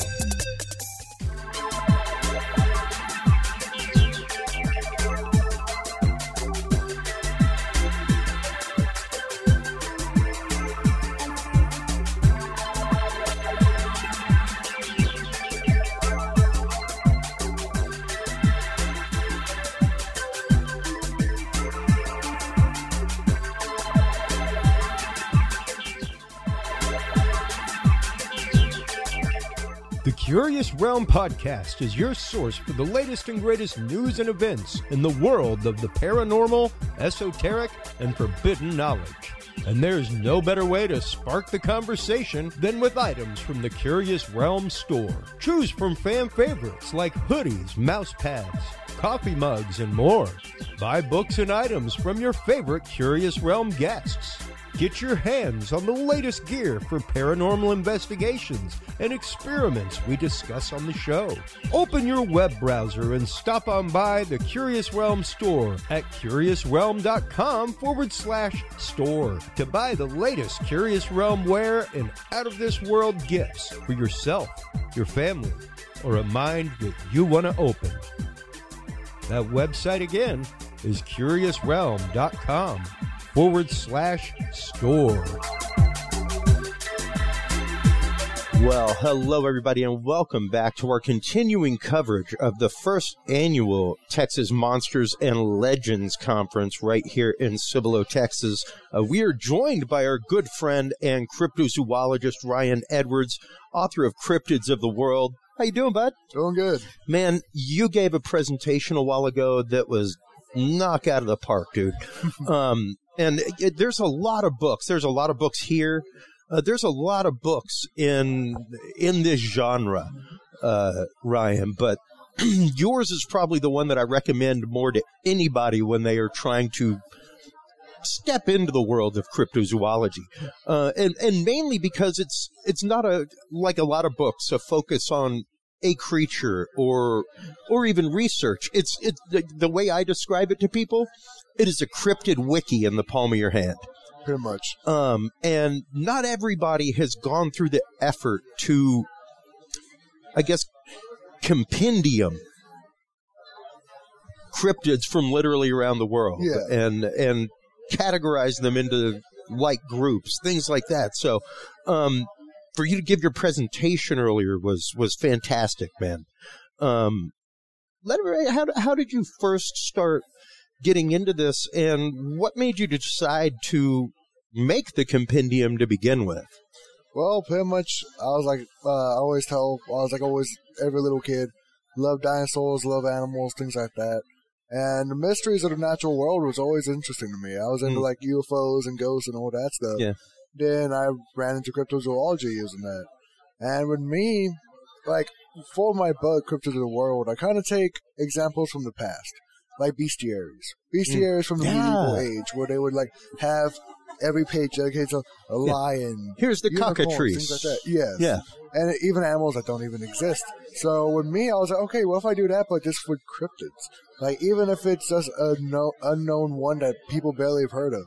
Yeah. Like, on my presentation, I bring up the Gazika and like certain Congolese dinosaurs that I've seen that you don't even hear about nowadays, because those are only really brought up by the old researchers, people like Bernard Hoovermans, Lauren Coleman. And these are cryptids that, because there's no sightings anymore, you don't hear about them anymore. And even though you don't hear about them anymore, I believe that you should still be educated on it, because there might be lessons to learn from them. Well, and if anything, it's I guess the equivalent of a use case, you know, and even to explore the old accounts and compare and contrast them versus modern accounts, especially something like that where there has been a lapse in report for so long. to see a report come out and be able to compare and contrast it to old ones is really interesting and very important, much more than interesting. Yes, like, and it also brings up, like, what they brought up earlier, the kind of separation of, like, how research is done nowadays. Like, if you look at a lot of the old researchers, the Bernard Hoovermans, the Lowell Colemans, it's done differently than how we do it nowadays. And you also kind of see a separation of cryptids. Cryptids back in, like, I like to call it, like, the early days of cryptozoology. Were very flesh and blood based. We're kind of based on folklore. Nowadays, they're more based on, like, internet creepypastas and ideas created from a modern day old tradition. Yeah. And last time you were on the show, we spent quite a bit of time exploring the concept of paranormal trope. Yeah. And the idea of how these tropes, like a prime example would be Slender Man, how literally a fiction competition on creepypasta has become such an entrenched part of pop culture that it actually becomes a reflection of being real and starts having sightings. Yes. And, like, also a big thing with me, especially with the cryptids, especially like the old ones, is why aren't there any more sightings? Like, is this a possibility that a creature just went extinct that we'll never even realize exists in the first place? That's, like, one big thing with me in cryptozoology is conservation-based. Yeah. Like, okay, we must discover the creature in order to protect it in the first place. Like with Sasquatch. Like, we need to discover it before we protect it. And, like, there are a couple forward-thinking places like Oregon that have made it a protected species. Yes. And then you even got to worry about, okay, we discovered a creature. Like, I use Sasquatch for the example primarily because, like, okay, we discover it. What's the next step? Yeah. Do cryptozoologists still research it? Do zoologists come in and take over?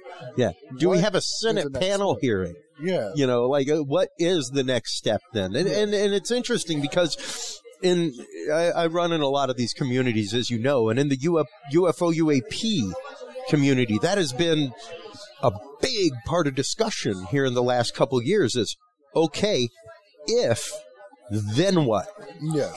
You know, and how do we, what is the next step?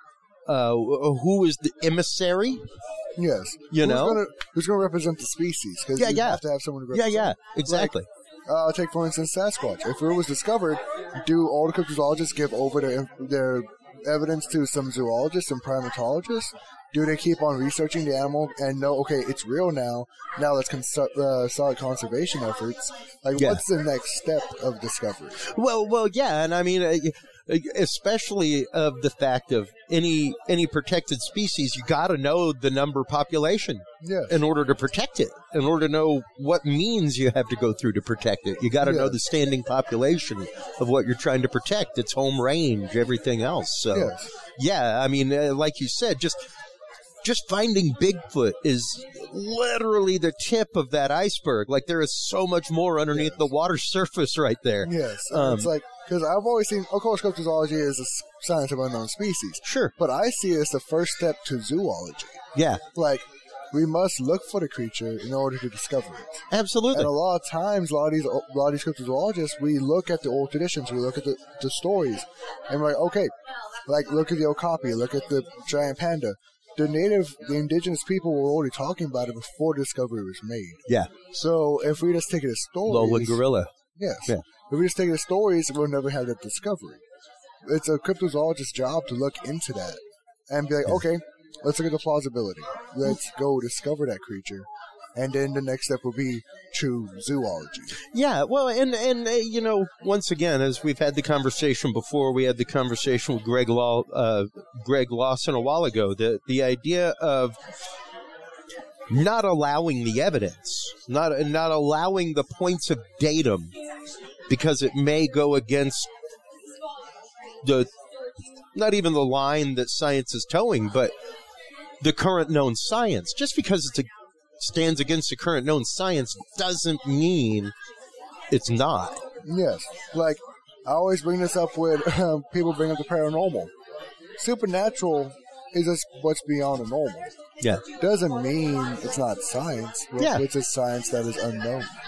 Yeah. Well, and that's just it. You know, once again, we get very carried away with all the alphabets, UFO, UAP, paranormal, everything else. Yeah.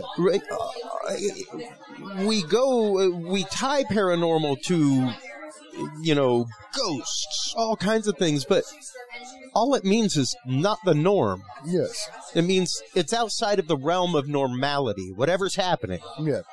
So we have the known quantitative of normal. Here's this.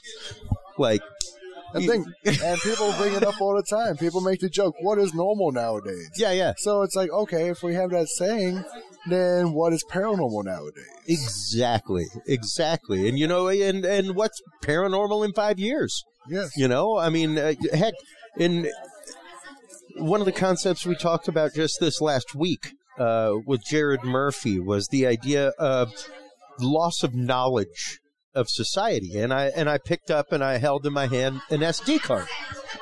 A terabyte SD card. Like, I can hold a lot of data on a terabyte, man. Yes. The question is, in 50 years from now, somebody finds that's full of data. Got an SD card reader? Do you know what an SD card is? Yes. There's data locked inside of an 8-track tape. Do you know what an 8-track tape is, and do you know how to play it? Do you have the means by which to get the data off of it? I think of how many ancient societies and ancient languages that will never be understood just because we don't know how to change it into modern. Precisely. And like I was saying in our conversation last night, I would challenge you right now to go out anywhere right here in the country. And you live in San Antonio, I'd challenge you to go out with a beam of wood, just a round pole, and find you a master craftsman to turn that into a spiraled column by hand. Yeah. 50 years ago, you could have found that dude, and probably a competition guy to get a second quote from. Yes. 50 years. 50 years. Within the span of less than a generation, Ryan, we have lost that. We've lost that. That knowledge is almost gone from our society entirely. Yep. So that's exactly how fast it can happen. When you're talking about, we talked about this. All it takes is one grandparent, one parent not carrying the story on. And that whole crop of kids will never know the story, and it will never get passed down. Yes, and then, that's why with me, especially, what we talk about quite a bit is the next generation of cryptozoology. Yeah. That's why, I try to look at researchers that came before me and say, okay, how can I carry on that legacy? How can I carry on that type of research? Well, and how can you respectfully carry on that research in the modern world? Not to disrespect the other communities that are into that and into the paranormal meets cryptid and everything else. No, nobody is denying any of that. Nobody is denying anybody's experiences, sightings, anything. Yes. But when you're talking about carrying on like you're saying, the mantle of the scientists that founded the science of cryptozoology, is that doing the best for it? Or is the hard science that we can prove, that we can find? Because like Ken says all the time, Ken Gerhardt, we can take all the pictures we want. We can bring in all the videos we want. Until there is genetic evidence on the table, science ain't going to take it. Yep. They won't take it. You can bring in all the pictures you want. You can bring in pictures of an animal. Cool. You know what we need to do? We need to find that animal. Yeah, that's why, one thing people forget a lot is the kind of power scaling of evidence. Mm-hmm. You can have all the anecdotal references you want, but that's not going to prove a species exists. Well, and once again, correlation is not causation. Yes. Just because something happens and this happens next to it, like we were saying with Greg Lawson, he's a cop. Yes. That man is a badge-holding police officer. That is called circumstantial evidence in a court of law, and it does not stand. If you were the dude sitting in the defense chair and that's what they were putting up in court, would you be happy that they're trying to nail you on circumstantial evidence? No. It's like someone saw you at 3 a.m. doing this, and it's that wasn't even me. Yeah. There's probably a lot of people out at 3 a.m. doing a lot of things. Doesn't mean that was me doing it. Yes.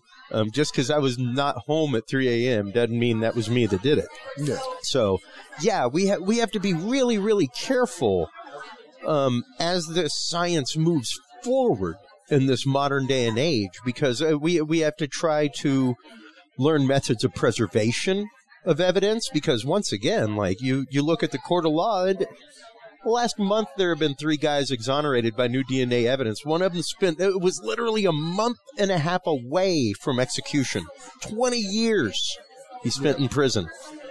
Had they not been able to examine that old evidence from 20 years ago with new DNA standards, it would have never happened. It would have never happened. So you have to be willing to look at old evidence with new eyes. Yeah, and also look at the court of law. Yeah. You have a chain of evidence. That's right. If someone doesn't know what that is for 2 seconds, chain has been broken. Yeah. That's no longer evidence now. Yeah. So we have to use that same type of principles. Yeah, the same protocol. For zoology, for Absolutely. paranormal research.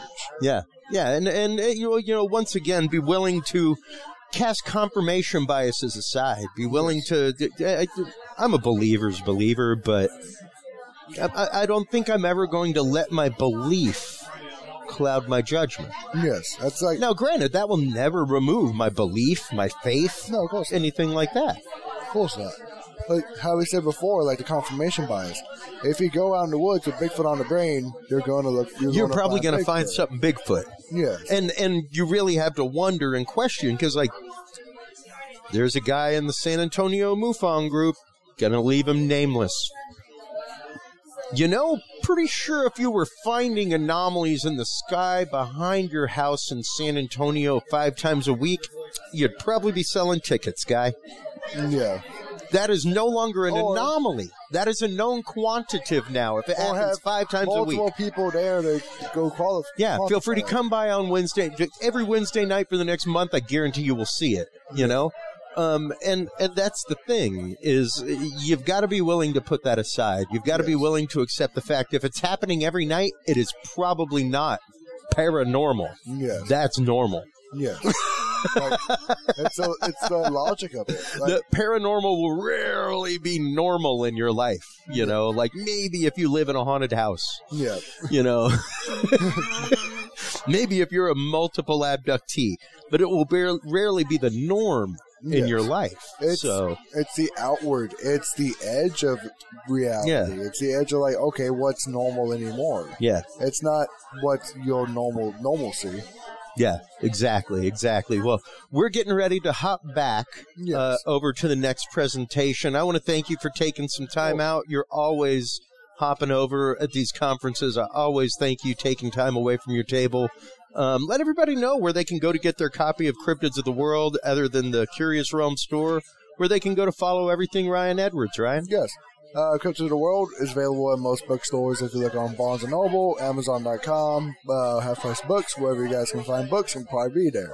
If you're interested in me and my research, thecryptochronicles.net. If you go there, you'll find my website where I have my events coming up.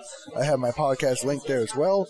I know it has not been worked on recently, but I will try to get back to that, buddies. And then if you can find me on YouTube, if you look up the Crypto Chronicles on YouTube, you'll find me and my podcast. All right. Well, thanks as always for the time, my friend. Uncle. I always love seeing you here. I love your book, and I loved the presentation today. Fantastic job at your first crack at a presentation. That was very, very well done, man. I think I did well. You did great. While you were online checking out all the amazing work from Ryan Edwards, author of Cryptids of the World, make sure to stop on by Curious Realm. CuriousRealm.com is the website. It's where you can find all the episodes. That's where you can find our experiencer onboarding form. If you're an experiencer of the paranormal, cryptids, ghosts, if you're a targeted individual or government whistleblower, stop on by CuriousRealm.com/story. Share your story with us. Share your evidence. We will share it with our professionals and experts on the show. We are getting back to the conference right now. We're about to give away raffle tickets. Stay tuned right after this message for more interviews from the first annual Texas Monsters and Legends Conference right here in Cibolo, Texas, folks. We'll see you right after this.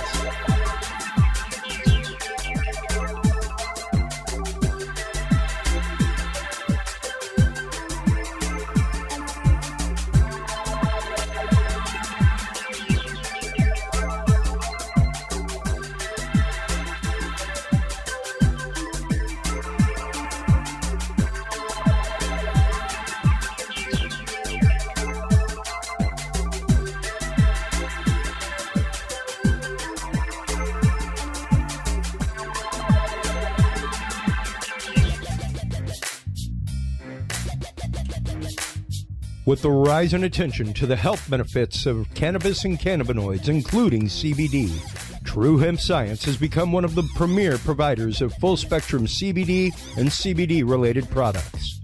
Using a proprietary spagyric process, True Hemp Science extracts maximum benefit from the whole hemp plant. Buds, leaves, stems, seeds, even roots. Every part of the plant is used and then reused to formulate a rich, complex profile of CBD, CBD derivatives, and terpenes guaranteed to provide the relief and benefits you need daily. Visit TrueHempScience.com to experience the best CBD oils, edibles, and topicals on the market today. And use code CURIOUS7 to save 7% off your entire purchase of $50 or more and get 2 25 milligram CBD cookies or brownies free. That website again is TrueHempScience.com and the code is CURIOUS7.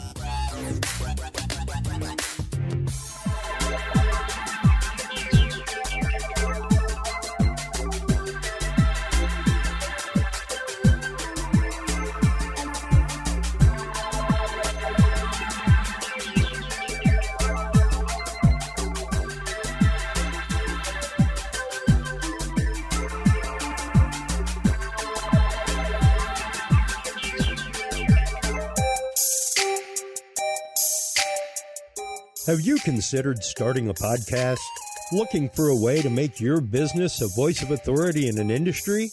Then Podcast Cadet is the solution for you. Whether starting a podcast for yourself, your brand, business, school, church, or just plain fun, Podcast Cadet is here to help you navigate the waters of the podcast industry. Specializing in one-on-one consultation and training with industry professionals in fields ranging from podcast technology and editing to distribution, monetization, and even social media strategies. Podcast Cadet tailors their services to the specific needs of you and your podcast. Do you already have a podcast and trying to find ways to engage and grow your audience?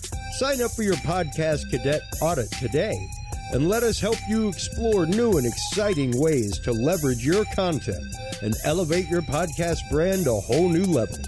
From consultational workshops to affordable podcast production and maintenance packages, Podcast Cadet is your one-stop shop for everything podcast related on the internet. Visit podcastcadet.com today to sign up for your consultation or training and use code CURIOUS20 to save 20% off your entire purchase. That website again is podcastcadet.com.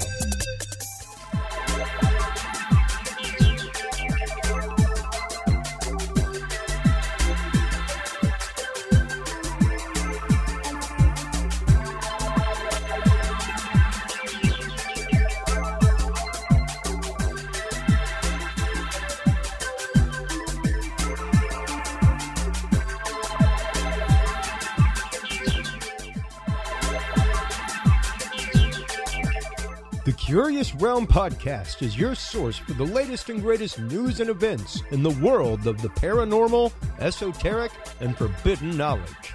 And there's no better way to spark the conversation than with items from the Curious Realm store. Choose from fan favorites like hoodies, mouse pads, coffee mugs, and more.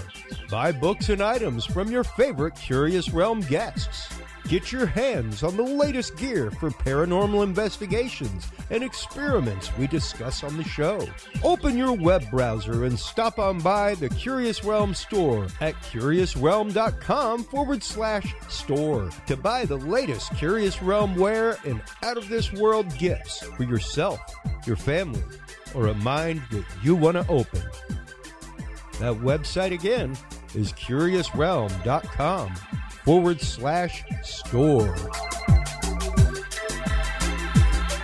Well, hello, everybody, and welcome back to our final bit of coverage of the official first annual Texas Monsters and Legends Conference here in Cibolo, Texas. Brad and Barry Kling brothers of Chasing Texas, or Chasing Ghost Texas Style, as well as Ghost Labs, have put on this amazing paranormal event It's been fantastic. With us in this section, we actually have Nikki Folsom. She is the author of The Haunted Harlequin as well as Conflicted Reality.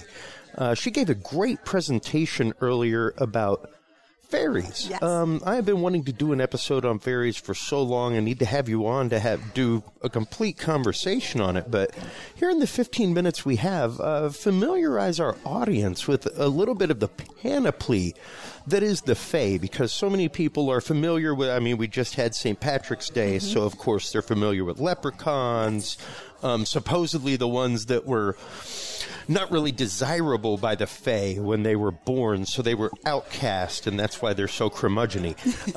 But not many people realize how many families of fairies that there are, and the fact that it's not just the one location that has these stories. Oh, no. I will tell you, there are countless mythologies. And, I mean, folklore could be a culture, it could be a religion, it could be a family. So there are just so many different pieces and parts of the Fae.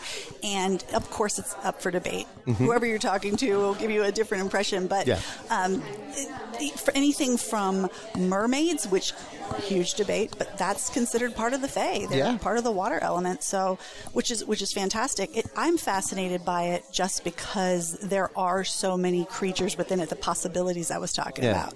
But there are the elements of that Paracelsus came up with in the 16th century of the earth, air, water, fire, and all of the creatures fit in at least one of these. And one of the examples I gave was of the Nucklavi of Celtic lore. He actually is a sea monster, Fae, but he's also, when he comes on land, he's something completely different. So he falls into earth and water, which is really interesting to me. But everything that you can possibly think of, from elves and gnomes and dwarfs and leprechauns and tree spirits and sylphs, and it just goes on and on and on. The banshee, which is fantastic. I just think there's so many fascinating things, and there's so much misconception about the Fae. Well, and especially whenever you're talking about lore of banshees, things like that. The actors seem to get a little pigeonholed sometimes. We hear one tradition, and that becomes the predominant, when really there is more than one tradition that are being interwoven together. Absolutely. And I'll be honest, I don't have the bandwidth in my brain, I don't think anybody does, to be able to hold all the lore in there. But it's just fascinating to me. I thought the leprechaun was Irish, and that was it. I thought that was the only one. Oh, there's like 10 different that I've discovered so far. 10 different versions of leprechauns. Absolutely. Just of leprechauns. Absolutely. And the difference, like the Italian, and I can't remember the name of it off the top of my head, but the Italian one, he just wears a red hat. That's the only difference. And there are some that there's a little variation to the story where they hoard the gold versus they take you to the gold, the tradition of that. But it's the same thing. I mean, it's similar, but it's just a different name. Yeah. And, in my house, I have his name is Int. Int, okay. Int, short for entity. Don't know what it is, but and my wife's been there when it's happened, where I've been talking to her, and I put something down, I walk and I talk and I go back, and the object I put down is physically gone. Wow. And about 10 minutes later, after frantically searching and her helping me search, there it is. Oh, they're pranksters. You made a brownie. Right back where I put it. And I'm like, you saw it. You saw it. I'm not a crazy person. Like, I know you might think I'm a crazy person when I'm talking about Int out loud, but you've seen it happen now. And it's strange, because when you talk about a lot of these stories, especially when you start going back through village lores, things like that, there really is a lot of people forget the fact that elves were cobblers. They helped you with things. They were very much I guess almost akin to like the Muse in ancient Greece, things like that, where there were spirits all over the place. what you put up on your hearth and what you welcomed into your home was what came and helped you. And that's exactly right. Gave you that assistance. And if you offend them, call them wrong. Well, that's the brownie. You call them the wrong name, but they're all the same. You call them the wrong name. You forget to leave them out, or you forget to leave a reward out for them or an offering out for them. They'll leave. They absolutely will. But the elves, like fairy, where everybody lumps things into the fairy category. Elves are the same. In other cultures, they call it an elf, and that's just what everything is. It's all these other little creatures. And even elves fall in the world of the fae. They do. When you're talking about it. And it's fantastically interesting to me how long these traditions have been around. How, especially in the local lores and traditions, they are pretty well unchanged. Absolutely. Now, you'll find that people won't talk about it. That's the most interesting to me is I really want to sit down and have conversations with folks in Ireland or Scotland. Well, I mean, a prime example of things like that is I'm Cajun myself. You're hard-pressed to find an old Cajun and have them point out the traiteur in town. The person that you go to for the hoodoo remedies, things like that out in the woods, that kind of stuff. But there's one. There's one in almost every town. Absolutely. Always has been. But you're pretty hard-pressed to find that person nowadays. Not that they aren't still there. They just don't talk about it. They don't talk about it. And what I've found, what I think is interesting, and this is probably everybody's going to scream, but I find it interesting that there's a lot of tie-ins with religion. So that fear that was instilled, I mean... Oh, absolutely. It is crazy. And it makes me sad because all the possibilities of things that could have been out there that have been driven into silence. We don't talk about it because it might offend someone. And looking back, going way, way, way back, that's where it all started. It all started when the power was with the medicine women and the cunning folk and the supernatural folks. And then when the power was taken away, it went to the elders or it went to the powers that be. Thank you, so to speak. It's been interesting to kind of see, I guess, a return of humanity to not necessarily that want to be in nature. There's always been folks who've been out hunting, fishing, hiking.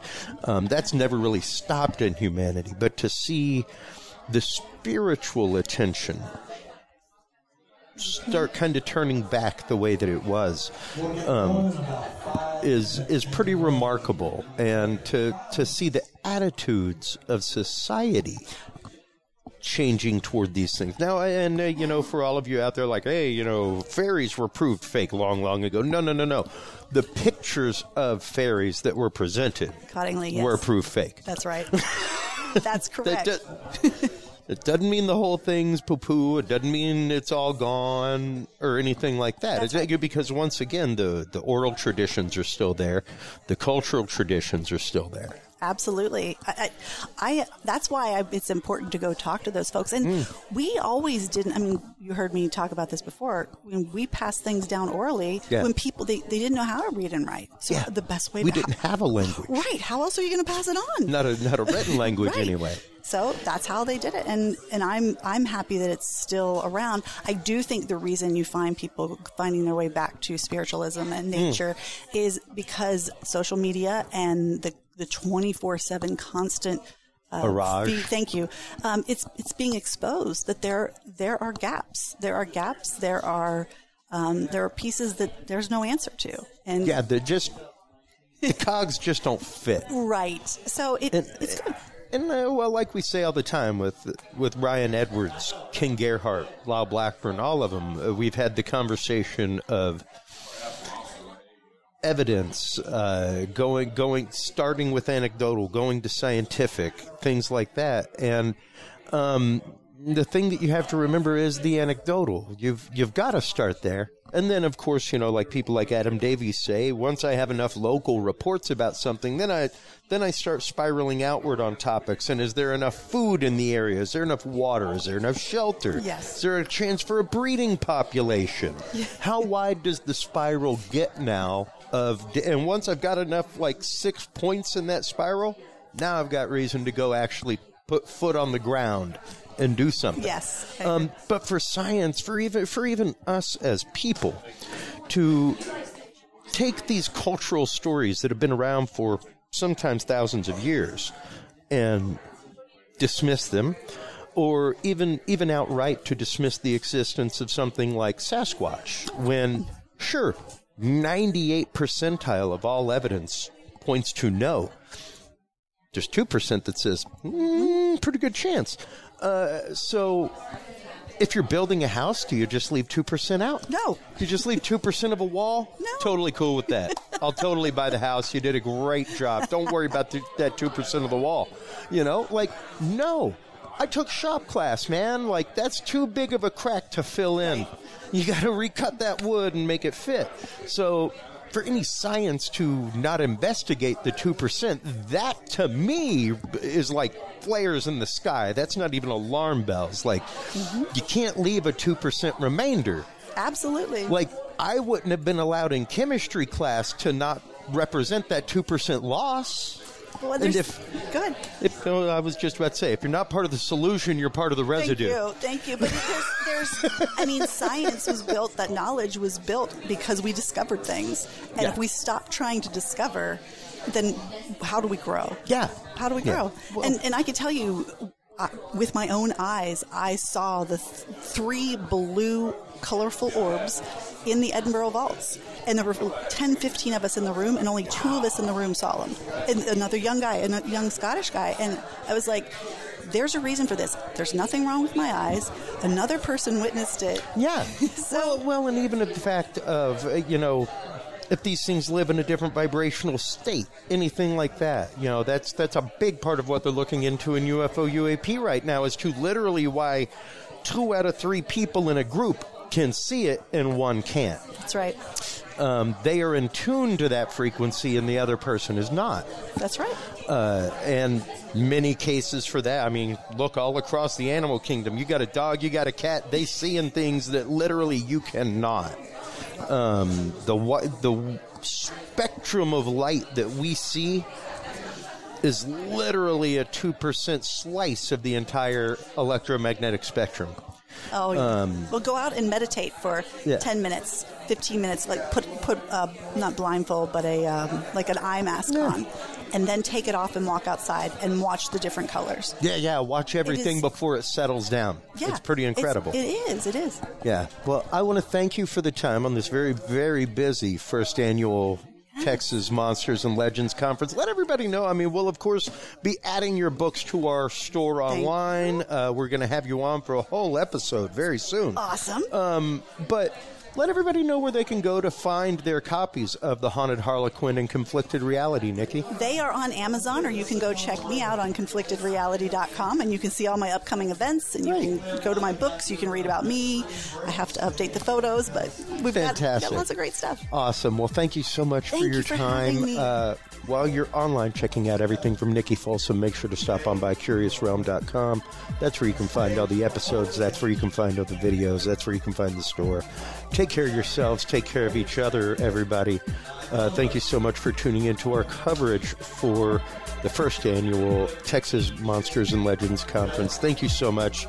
Keep tuning in. We'll see you soon. Stay curious, everybody. Bye-bye. Thank you for tuning into this episode of The Curious Realm. Stay tuned for more guests, forbidden topics, and hidden truths. Download the official Curious Realm app and view the Knowledge Vault on our website, CuriousRealm.com. Follow us on social media by searching Curious Realm. Curious Realm is available on your favorite podcast services, as well as YouTube, Roku, Amazon Fire, and Apple TV through the APR TV app, available on all app markets. Curious Realm is a proud member of the HC Universal Network family of podcasts. For more great content or to become a sponsor of Curious Realm or other podcasts, visit hcuniversalnetwork.com today. Thanks for listening. Stay curious. And remember, the other side is always watching.